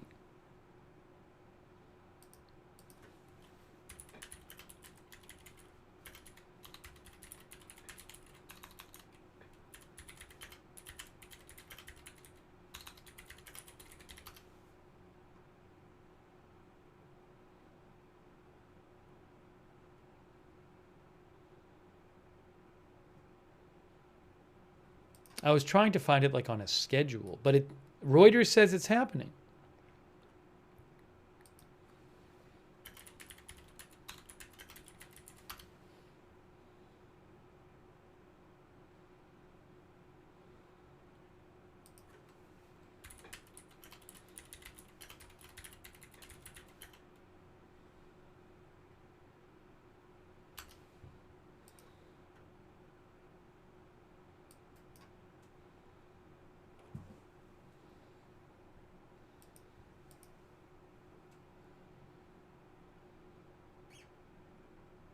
Well, we'll check it out when it happens. Yes, the Secret Service agent story. I'm sorry, I said I was going to mention that, and I forgot to mention it. It was a Secret Service agent who I think has been put on leave.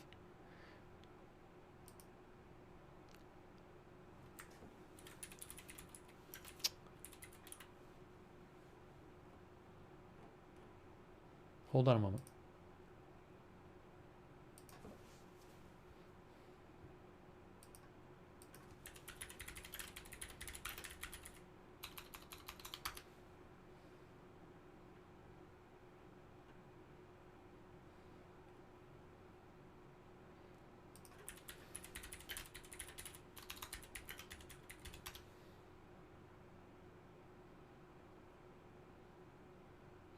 Yeah, so multiple outlets, including Fox News, reported that a Secret Service agent was put on leave after posting a post that was celebratory about Charlie Kirk's assassination.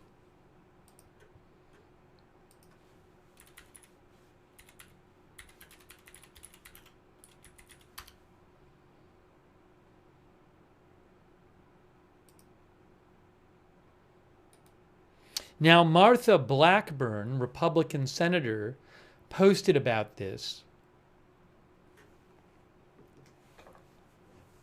Martha Blackburn said, "I am calling for this agent's immediate termination." And what she claimed, hold on, I'll show you this. Oops. If you look at this from Martha Blackburn, she said, "I write regarding deeply disturbing reporting that has surfaced this evening indicating one of your employees," I guess she's writing to the Secret Service director, "applauded this atrocity.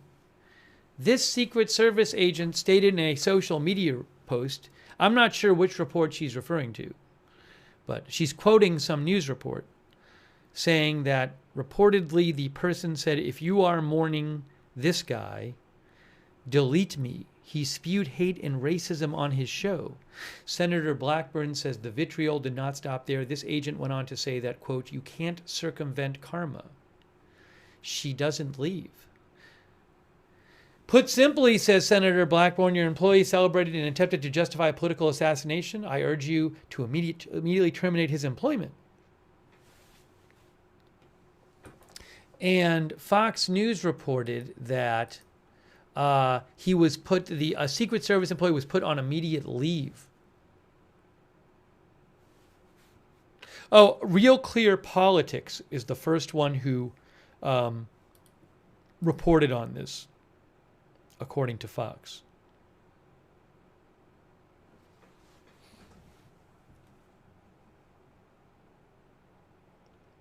Bella says, "I saw that earlier, crazy." I mean, one thing I'll say about that is, whatever your opinion of what that person said, you would think if you are working for the Secret Service that you would know that if you posted something like that on your social media, it might affect your employment status. I'm not at all surprised that someone with that job posting, if it's true they posted that post, would have an employment issue. It could put their job at risk.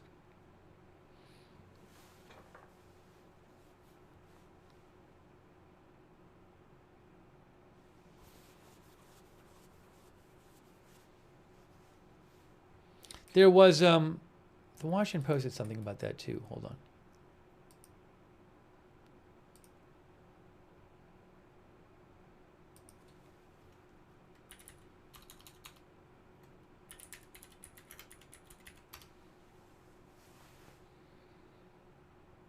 Here, look. Workers are getting fired, placed on leave over Charlie Kirk posts. A reminder for those watching, in 22 minutes, supposedly in 22 minutes, I'm going to be getting live video of a candlelight vigil for Charlie Kirk at Utah Valley University, which is where he got shot and killed. So in about 20 minutes, we're supposed to have that video. So I will put that up for you as soon as I see it.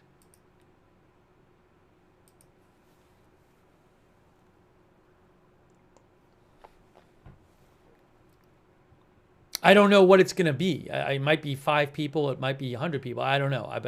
But I will certainly put it up there.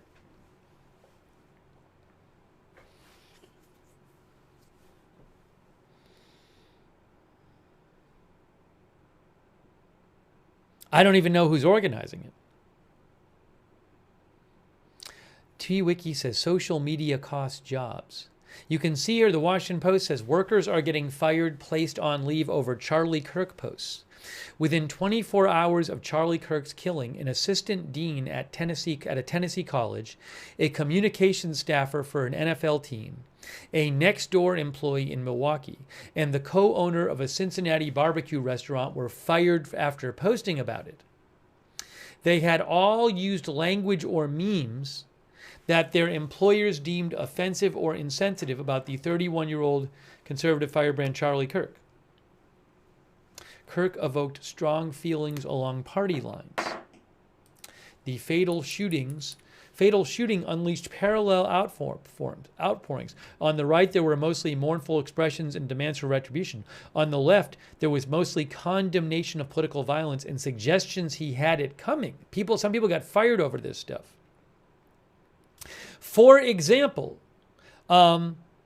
Assistant Dean of Students at Middle Tennessee State University, Laura Soch-Lightsey, posted on Facebook Wednesday, "Looks like old Charlie spoke his fate into existence. Hate begets hate, zero sympathy." Before the day was over, she had been terminated. I mean, again, if you're an assistant dean at a college, I'm not surprised. I would think you would know that posting something like that in any kind of political context about someone may well result in you losing your job.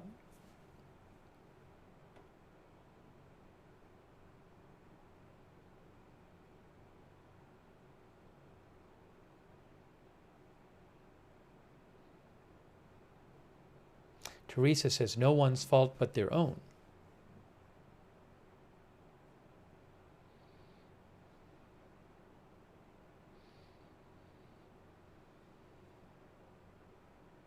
Mobile Chernobyl thinks Charlie would have defended them. Laura Voltman says this is not a new policy.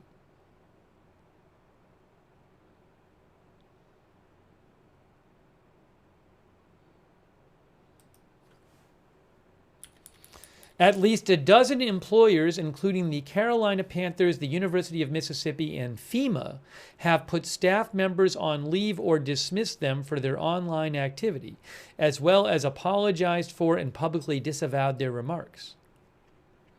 The rash of disciplinary actions over workers' responses to Kirk's killing, online and in real life, highlight the tension between employees' right to free speech and employers' need to protect their reputations and maintain civility in their ranks. Now, I don't know in any of these cases, where people are fired, do they have some sort of legal remedy open to them? It's a labor law question, I guess.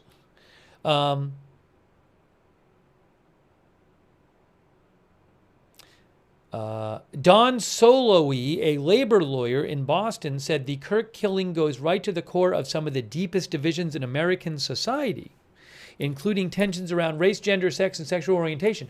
In the past 48 hours, she has heard from several clients looking for guidance on handling social media postings from employees who seem to be endorsing violence.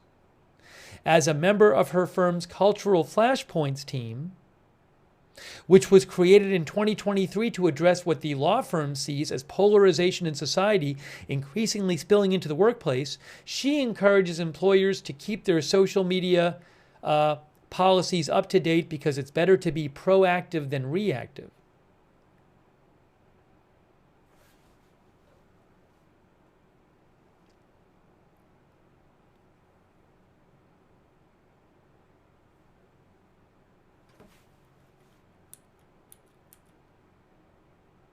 For employers, workers' social media posts, says the Washington Post, have been increasingly problematic because companies realize the ramifications of an unpopular or offensive view from an employee can have a devastating impact on the company's reputation, stock, or sales.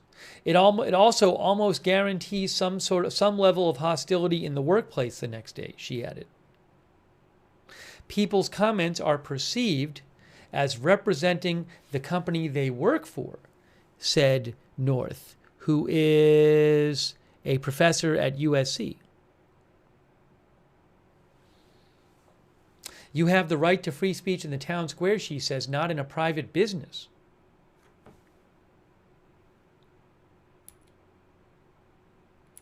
This is something else that happens too. Several of the firings of people for posts about Charlie Kirk after he was killed occurred after conservative politicians or commentators boosted posts by Kirk's critics and called on employers to punish them, said Jason Solomon of the National Institute for Workers' Rights.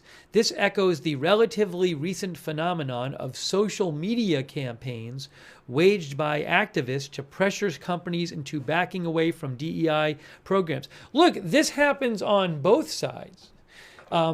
Somebody says something, and what can happen is it can go viral, and people who don't like what that person said, sometimes it can become a big thing where they try to publicize it and pressure the employer to take action. I've seen that can happen on both sides. Oh, okay. Most employees in the private sector, yeah, by the way, you can see here, it says this in the article, those on the left have also used pressure campaigns against companies, such as the 40-day Target boycott led by prominent faith and civil rights leaders in the spring over the retailers' rollback of its DEI policies. Most employers in the private sector and many others are employed, most employees in the private sector and many others are employed at will, which means their employers can dismiss them with or without cause, said this expert director Jason Solomon with the National Institute for Workers' Rights. So again, he said most employees of the private sector and many others are employed at will, which means your employer can dismiss you with or without cause.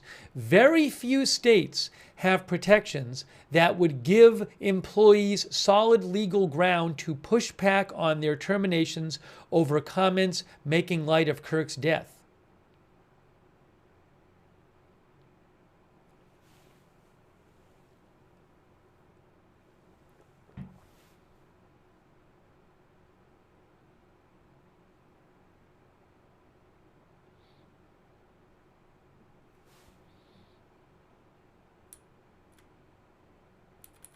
Several educators have been placed on administrative leave, including a Massachusetts teacher who posted a video that seemed to show her reveling in Kirk's killing.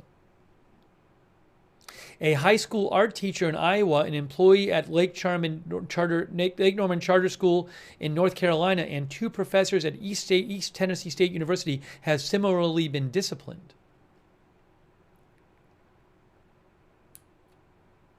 One of the Eastern Tennessee State University professors said Kirk reaped what he sowed in the comments of a Facebook post expressing sympathy for Kirk's family. He also shared a news article about Kirk's positions on gun control with a caption saying, "You can't be upset if one of the deaths is yours, Charlie Kirk."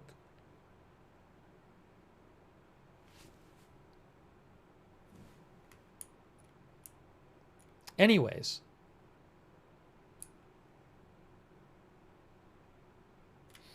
that is an article from the Washington Post about people getting fired and placed on leave over Charlie Kirk posts.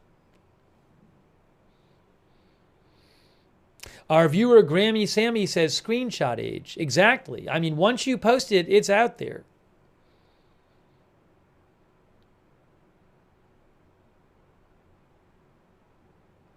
Illmatic says, wait, does the right believe in cancel culture now? Disturbed says keyboard clowns.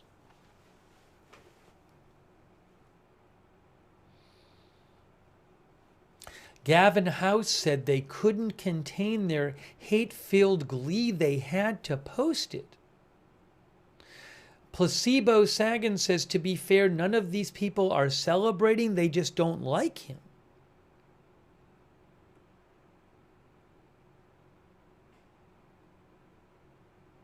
In about 10 minutes, I am supposed to get footage of a vigil at Utah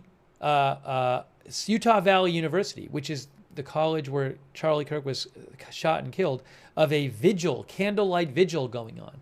So we'll check some of that out. If you missed it, earlier in the stream, we showed live Charlie Kirk's widow, Mrs. Erika Kirk, speaking for the first time publicly, which was an emotional speech she gave. If you missed it, you can rewind and watch it if you want.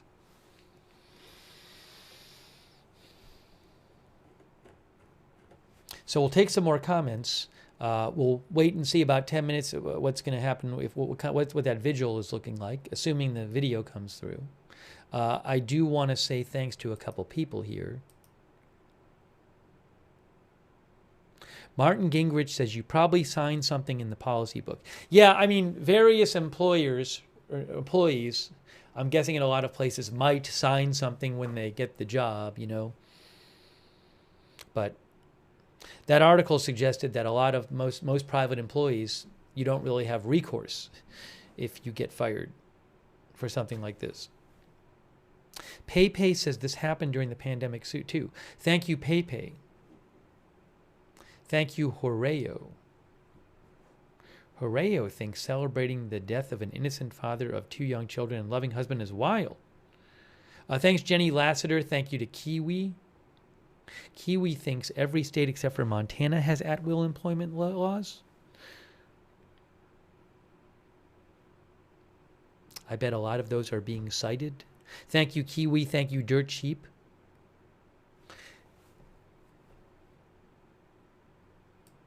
Thank you, I Am Charlie. And Sebastian Lee. Sebastian Lee thinks the First Amendment died with Charlie Kirk. Thanks, VF9E, by the way. Also,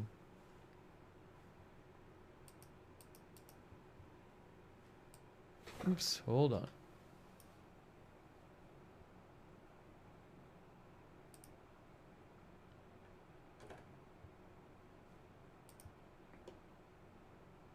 Oops, there it goes. Thank you, Timido1, an anonymous gifter, and 100% useless over there on Twitch. Shout out to our moderators. You know, we've been on the air a lot this week. There's been, obviously, I mean, this has been going on for several days. 3 days now? And then we're covering a lot of news earlier this week. And our mods have been there. Incredible. Thank you so much, moderators. David Green, LB Prairie Dawn, Matthew Kohai 3, Sarah over on Twitch. Roberts May Queen on YouTube.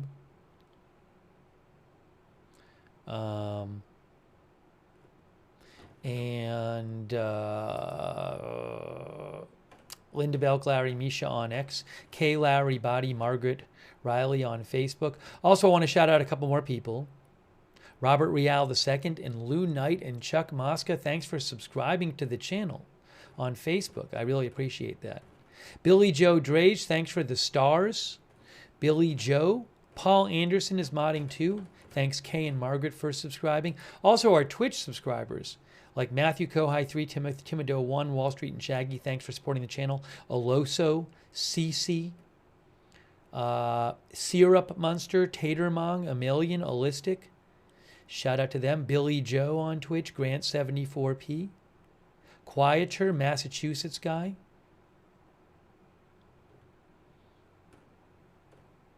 Golden Tarkus, Shells. Thanks for subscribing. 100% useless. Thanks for subscribing over there on Twitch. Bot King Sentient. You know what? While I'm at it, thanks to our YouTube members too, who are here.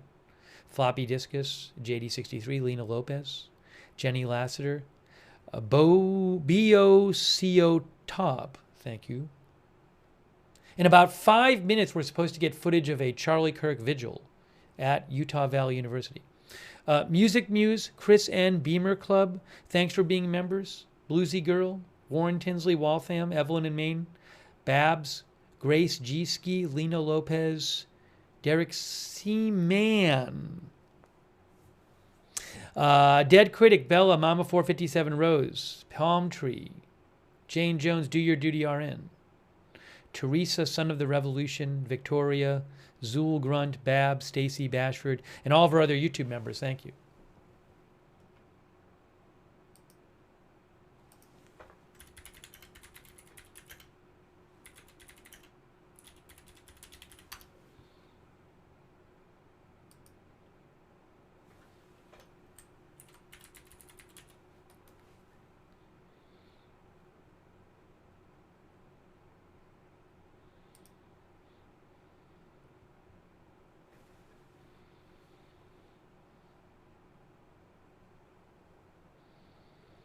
Um,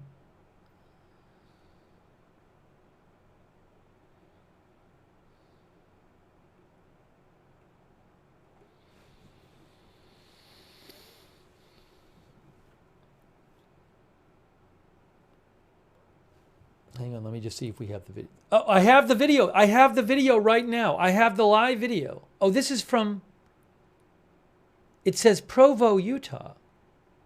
But it says Utah Valley University. Hey guys, let's watch some of this.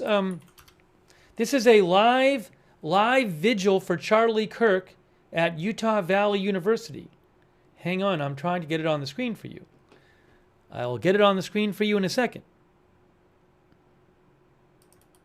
One moment here. One moment here. Here it is right now. Darkness and illuminate the next generation. That was the mission statement of Turning Point. Charlie often quoted his favorite Bible verse, which happens to be mine. Romans 8:28, with conviction. And we know that in all things God works for the good of those who love him. And Charlie Kirk loved God. This verse is not simplistic optimism. It is the masterpiece of divine alchemy, transforming tragedy into purpose.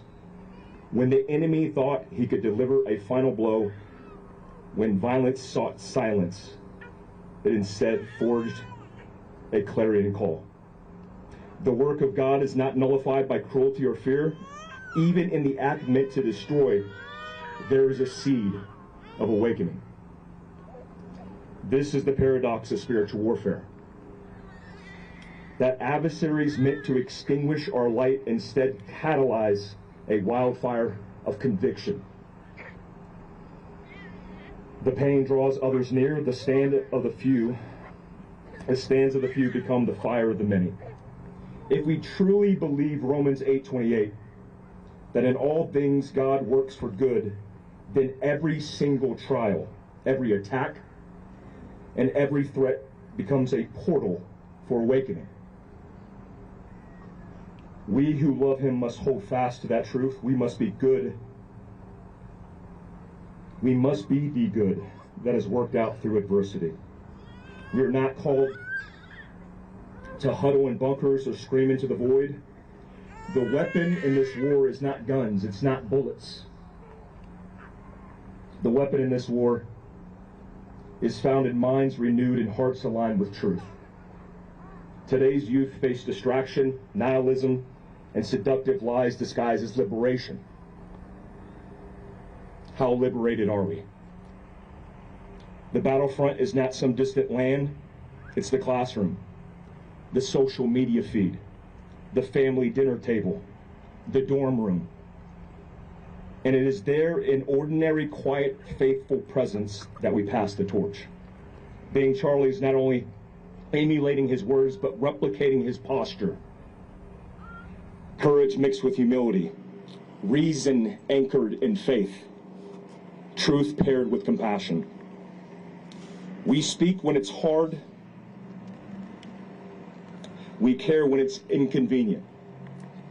And we invest where many neglect.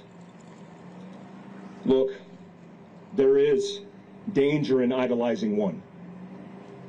But there is power in remembering. Charlie was not our savior. He was our David. He pointed us to a higher truth, to a greater kingdom. And in that calling, we are all Charlie. Because we are all called. We bear the name of Christ, carrying his message forward into a culture that thirsts, yet often in the wrong places. We are the answer to our own questions. Who will take up the torch? Who will keep speaking truth? Who will stand when it's costly? The answer is we will. Every single one of you will. Because we are all Charlie. Let Romans 8:28 ring in your soul, not as a cliche, but as clarity and a constant reminder. We know that in all things God works for the good of those who love him. When darkness tightens its grip, remember adversity invites awakening. When someone says, where do we go from here? The answer to the youth, to the unsubdued, to every single quiet corner in need of light. When they ask, will fear silence us? Let your answer resound from your convictions. No, we are not silenced. We are Charlie. And then go forward bold, articulate, full of faith to illuminate the world as Charlie did. I'll leave you with a recent post Charlie wrote less than a week ago, which is short but awfully inspiring.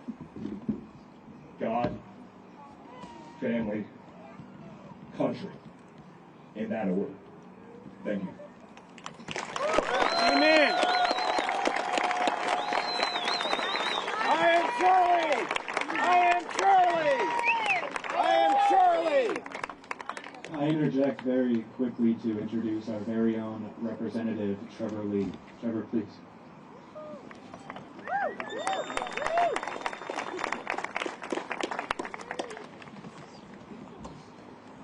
Thank you, everyone, for being here.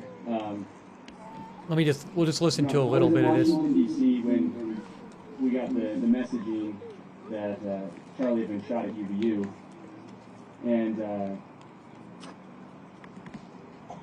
it's amazing that for his entire life, he has always been someone who has led without fear, who has always gone into what we would call the pits with the most vile human beings on this planet, the universities around this country, and he found a way to find good and to change and create dialogue in the right way.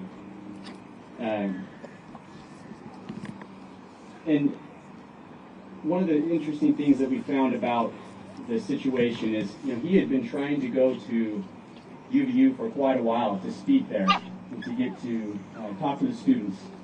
You all know there were 2 petitions that went around before he was out, before he came out here to speak. 6,700 signatures at Utah State saying they didn't want him to speak there, 1,000 at UVU.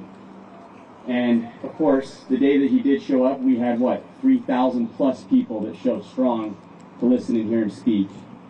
You had some protesters, and Charlie did what he's great at. He did what we will probably never see again in our lifetime.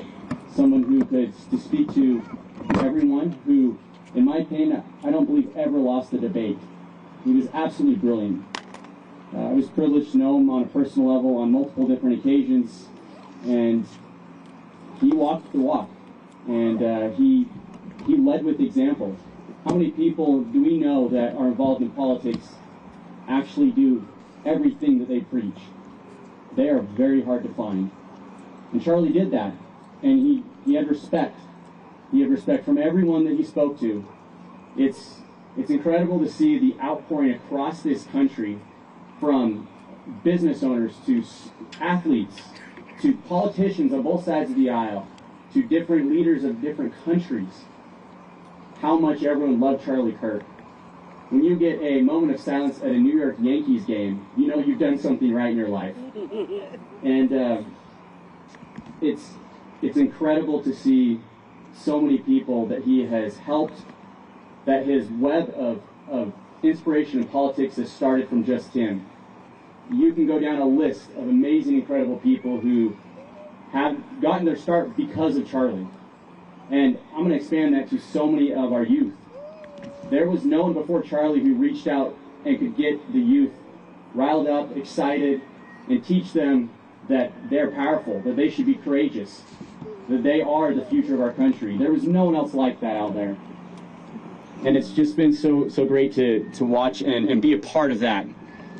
And now it's up to us to live on with that, to keep living on with that legacy that he has started, and we will do it. lost the audio. rally The in the audio. history of the state of Utah here. We have some huge confirmations. We're working with everyone who's been touched by Charlie or has some type of influence in this country. And it's going to be great to have every single one of you there, because you will want to be there. It's going to be a big deal. And it's for Charlie. It's to show him and to show the people of this country that what he's done and his legacy will live on. And so I'm very grateful to have known him. I'm grateful for all of you for being here, and I'm very grateful for this country that we have. Thank you.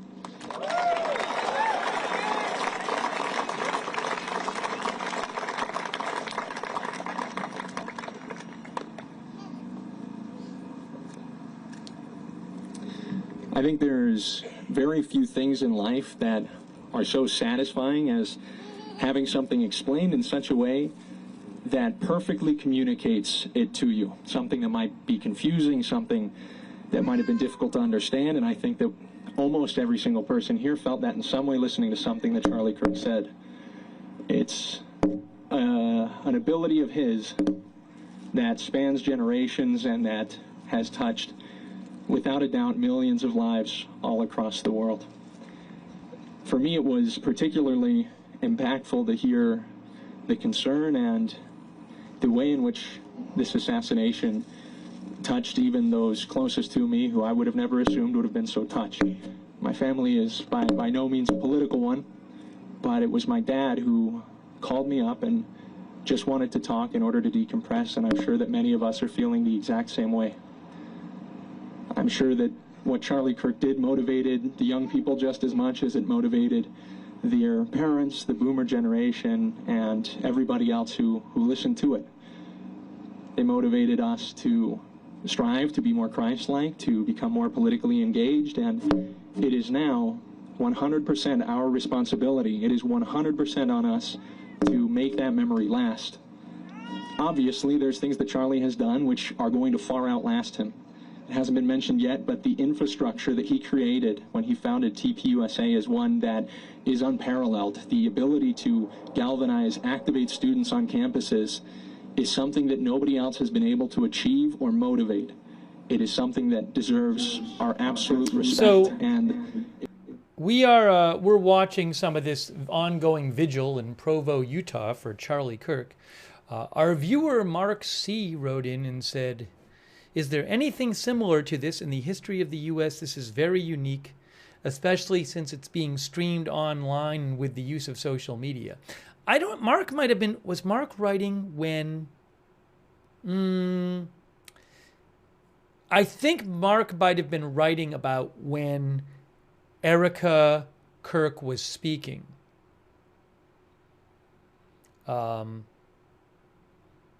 Maybe. So look, I mean, certainly Charlie Kirk was very well known, but his big presence was online, you know. You have, and this is not like that insightful, but I mean, you know, 20 years ago you did not have, I don't think 20 years ago you had like a lot of people who were popular online streamers. But I mean, Charlie Kirk, TikTok, millions and millions of followers. YouTube, millions and millions of followers. What did Erika Kirk say during her speech? She said today, she said, what did Charlie Kirk always say? Like, go to tpusa.com. It's just very online. And so, you know, certainly there have been political, sadly, assassinations in the history of the U.S., but I mean, obviously now it's a very online era, and the era of TikTok and YouTube and live streaming, it's not that old.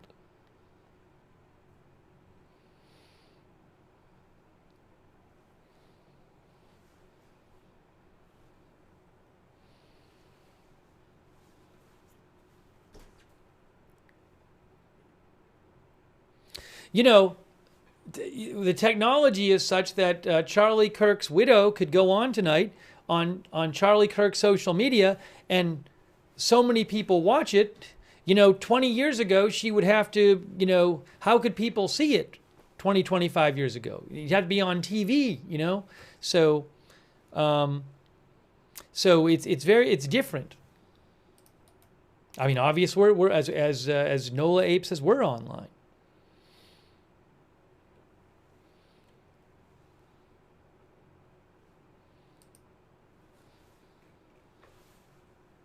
Sacrifice that Charlie made. Of course, none of us wish that it would come to that. All of us feel this deep sense of unfairness. But we all now recognize and feel implicitly that we are Charlie Kirk. That we must continue what he was doing. And the fact that he was killed having these conversations on a campus is no reason to stop having those conversations on campuses. It shows just how important those conversations are. They were important enough to kill over for political rivals, which means they are more than important enough to say, to speak up for. The reason we felt that supernatural pain, something that can't be described, something that doesn't make sense, because I'm sure all of you have seen violence in your lives. I'm sure all of you have seen a video on the internet of some gruesome tragedy, but it was before seeing the video, it was before seeing the way that his life was taken that we felt that pain.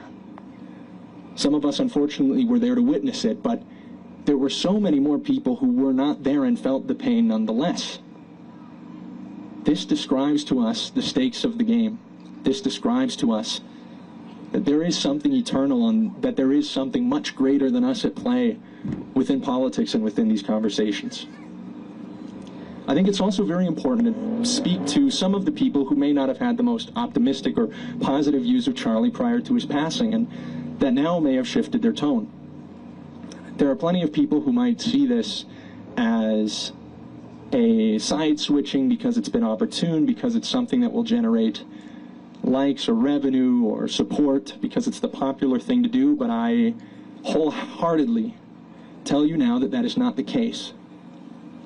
When people pass suddenly in our lives, when important people are taken from us, it is natural that our perspective of them and our appreciation for them changes, and those of us who have lost a loved one are very painfully aware of that. It's not hypocrisy to appreciate him more now that he's gone. It's human. And it is an important realization that oftentimes we are not merciful enough. We are not empathetic enough during our lives and during our interactions with those people. These are the moments that remind us how we need to be always. It is not hypocritical, it is human. I'd like to end citing some of the things that were also cited by Governor Cox today, a statement of Charlie's which I love, which is, always forgive your enemies. There's nothing that drives them crazier. And it's true. There is nothing more valiant than true forgiveness, than true love being what motivates our political goals. And frankly, there is nothing that will ever get you to work harder than love. Families understand that. Thank you. Families understand, parents understand that there is nothing that will drive them so far as the love they have for their children, or the children, the love they have for their parents. That love that we feel, which is a reflection of the pain we felt at Charlie's loss, is exactly what will drive us to create political solutions and change the state of Utah forever. But our memory is short. It is up to us to remember the name of Charlie Kirk. It is up to us to honor that memory and to not forget. The news cycle is so fast. The human mind and its short-term memory are so flawed, so weak, that we must actively work to remember these cases. We must actively remember those people who have died, like they were our own family. If we don't do so, we will lose. The adversary, either politically or spiritually, counts on a failure in memory. He relies on our inability to appreciate the past. And luckily, Charlie has left behind a legacy that cannot easily be washed away. But nonetheless, it is absolutely our duty to remember him. Thank you all so much for allowing the pain that you feel to get you out here tonight. Thank you all so much for remembering Charlie, for honoring him, and thank you for allowing it to increase the love that exists on the earth. There is no more important political weapon, political motivation. There is nothing more powerful in the world, frankly, than the love that we can feel for those people. And I love Charlie Kirk for inspiring all of us to be a little bit more Christ-like and to certainly take more serious this grand battle that we are involved in. Thank you very much.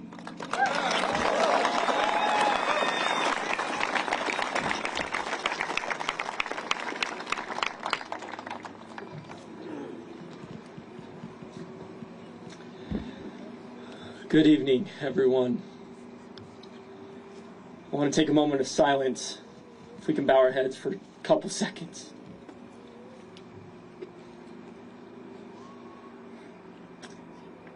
Charlie was someone I looked up to. I was at the rally. I was 10 feet away. And on his way down to the stairs, before he got to the rally, I gave him a fist bump. And I'll never remember that fist bump and the energy he had to be there. Charlie was a disciple of Christ, a husband, a father, and a leader of the youth. I am a nobody, but he inspired me to become a somebody. A quote of his says this: "I'm far more interested in what God wants of me than what I want from God. What God wants from me is a life of fighting for truth." That was his core message. That is what he sought after. He focused on 5 main things as I watched him go to campus to campus to campus, and he never forgot to preach it.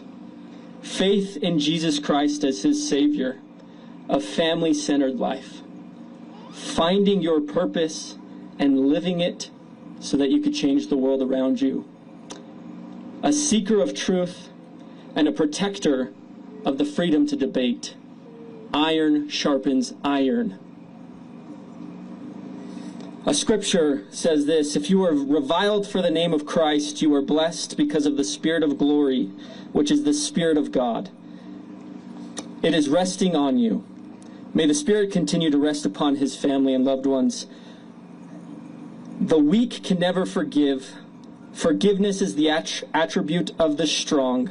The only way out of the labyrinth of suffering is to forgive. Now is the time to forgive, but never forget. To stand up for what is right, for the world wants evil to reign. This is the message he preached and lived for, and this is the message I will choose to carry on, for him and for our God. The Savior now more than ever needs us to live for him.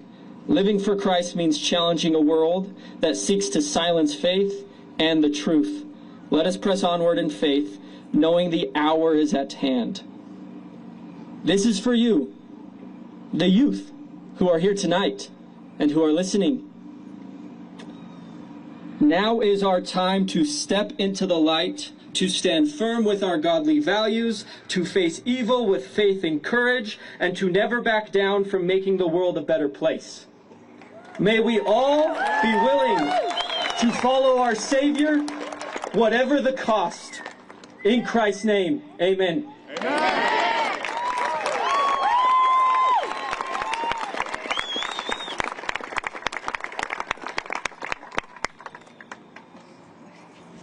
Good evening, everybody.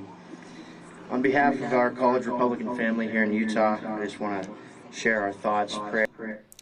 Oops, sorry. Hang on. So look, I wanted to show some of this vigil. I showed you the start of the feed. I don't know how long it's going to go on for, and I did want to show some of it. But I think I'm going to leave the vigil for now. And, we came on tonight, so I'm glad we got to show some of it. But I came on tonight. We came on to give some updates about the assassination, about the suspect. Earlier this evening, we saw, you can go back and rewind it. It was the first public remarks from Charlie Kirk's widow, Mrs. Erika Kirk. So if you missed it, you can go back and watch that. And we talked some about the updates, some updates about the suspect. Tyler Robinson. I think right now I'm going to start wrapping up this stream. We've been pretty busy lately, and you know, if in the coming days there's big news, you know, big developments in this story, we can come back on and do another live stream like we did tonight, and I will certainly be on the lookout. So, you know, we may have more streams on this coming up. If there's other big news on other topics, we'll certainly cover it. But I do very much appreciate you guys joining us for this update stream. And again, if you didn't see it and you want to see it, you can go back and rewind and watch Charlie's widow, Erika Kirk, speak. That was earlier in the broadcast. And I will also post updates on my X account, which is @Lookner on X. You can follow me there for news updates. And this is what it looks like over there. Oops, that's what that looks like. This is what this looks like. @Lookner on X. Oops. You can follow me there if you want for breaking news, and I will post updates there. So I do appreciate you joining the stream. Thanks to everybody who's been making comments and sending their comments in. And by the way, our viewer Brewing Up Some W's asked about this. I talked about this earlier. The U.S. Sun paper claimed that the FBI was probing some sort of alleged video where the suspect was on the phone with somebody after the shooting. And at this point, I have not heard that reported anywhere else, and there's no reporting at this point that there's another suspect or anything. And we heard in the press conference earlier today that they said they don't believe anybody else was involved at this point. So that's the best I can tell you. The only place I've seen that report about this video is the Sun US. So I really don't see it widely reported at this point. And I'll let you know, if there's bigger reporting on it. But, nothing that the authorities have said suggests that they believe anybody else was involved at this point. Anyways, and one of our viewers mentioned the funeral. Sorry, I didn't even see this before.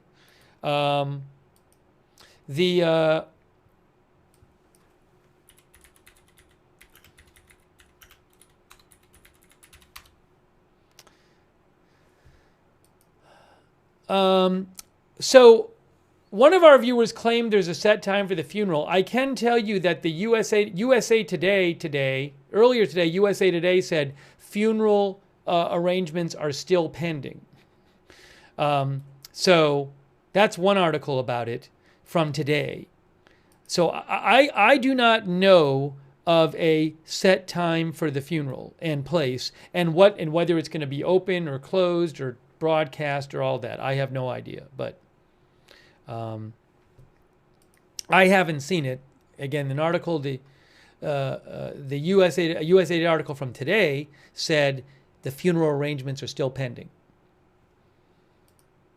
Sorry, there were a couple of comments I wanted. The law enforcement group wrote in about that. And 13 Alamo, did she say? I'm sorry, I missed some of these comments before. 13 Alamo said that. Did Charlie Kirk's widow say that the next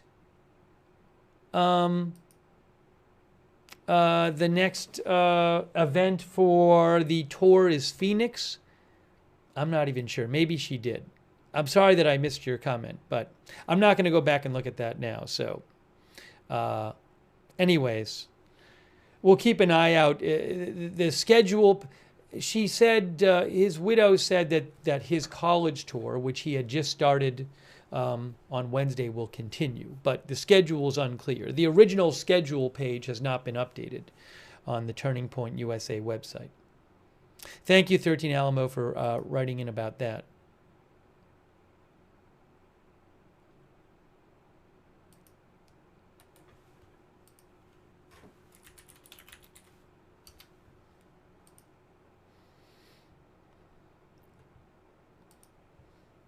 Okay, hold on a moment here.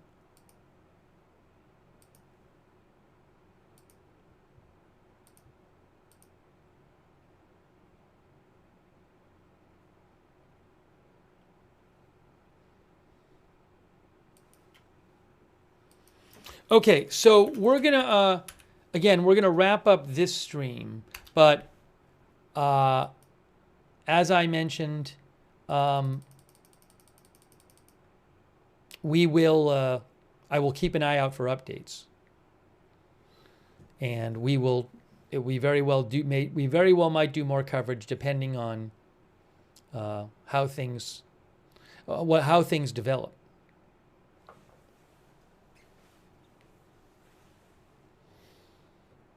But I appreciate people again being here, and thanks for commenting in the chat. And I owe a couple thank yous too.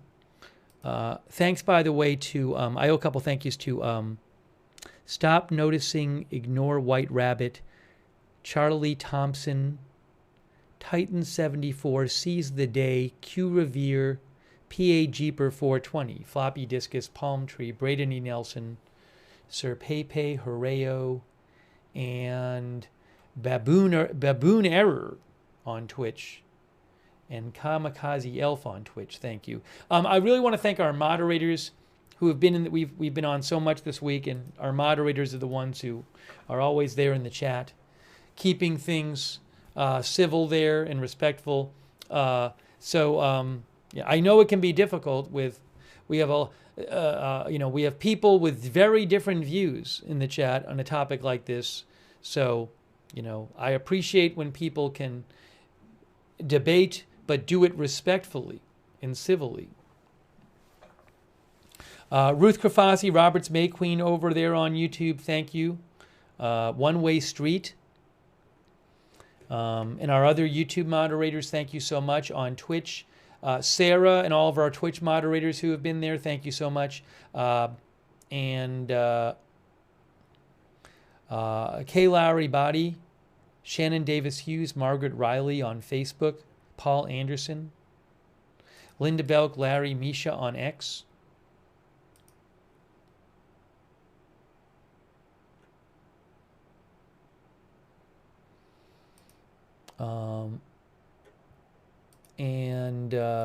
Hold on a second here. Thank you again to all of our moderators. Very much appreciated. Moderators have been here the whole time this week. We've been covering this. Let's see here. Thanks to you guys for supporting the channel as well. I think I thanked everybody.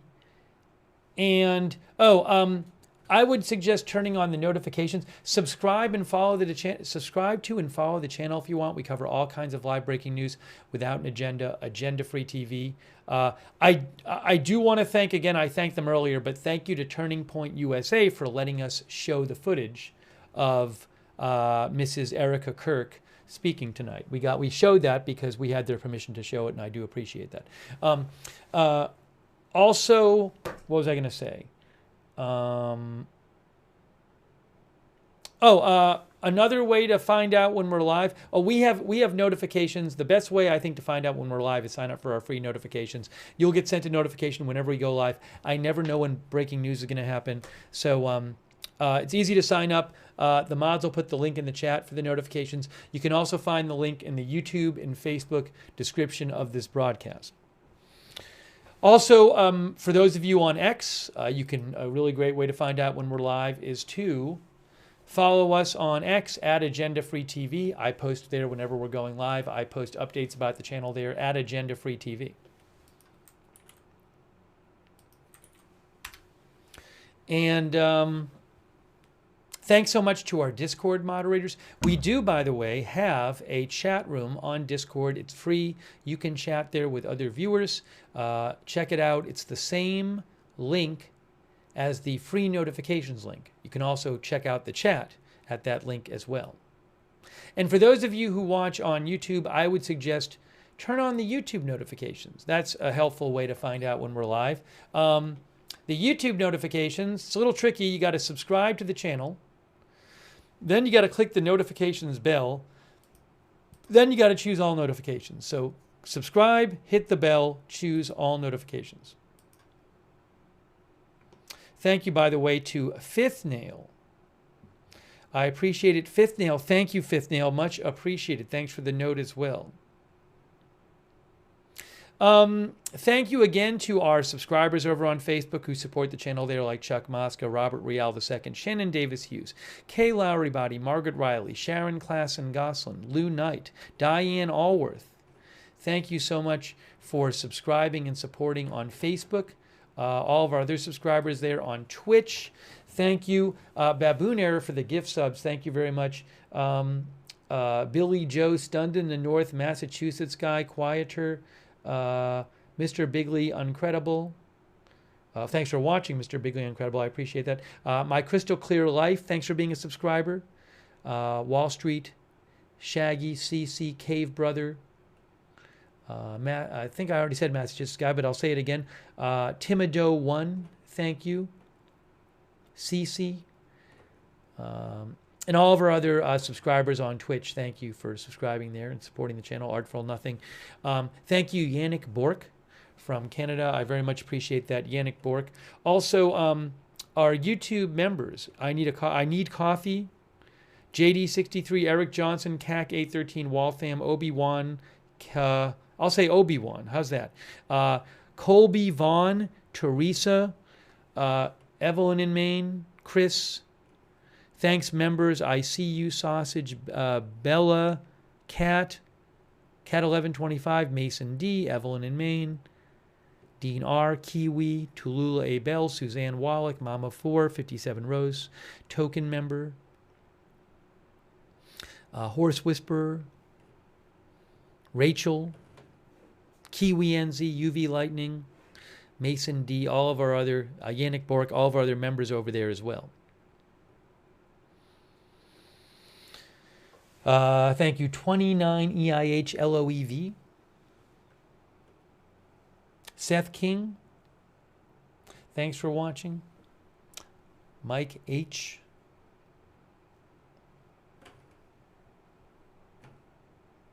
And thanks, Matt Kinney. Thanks, Alan Artsakian for watching. Gabe Musa, Brian Shy, Lou Rainsford, Matt Kinney, Charlotte Hopkins. Thanks for watching as well. All right, so we're wrapping this up. So this has been an update. We've been doing an update about the assassination. And again, if you missed it, feel free to rewind if you want to watch the remarks. Oh, you know what I forgot to say? If you do rewind and watch the remarks, I forgot to say this afterwards. I was kind of caught up in reacting to this speech. I apologize. The first couple minutes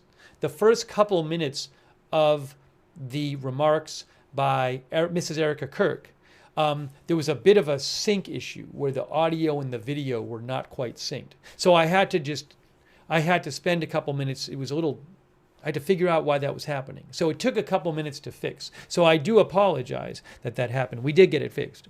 But if you do go back and watch it and you start watching it and you're like, hey, why is the audio and the video off? That gets fixed pretty quickly. So just a heads up. Okay, so that is it for now. Again, condolences to the family of Charlie Kirk. And we will keep an eye on this situation and maybe do more coverage going forward. So that is it for now. Thank you for watching. Thank you for the moderators, and we will see you soon. Oh, and thank you, Zofu, for your support. We will see you soon with more live breaking news coverage right here at Agenda Free TV.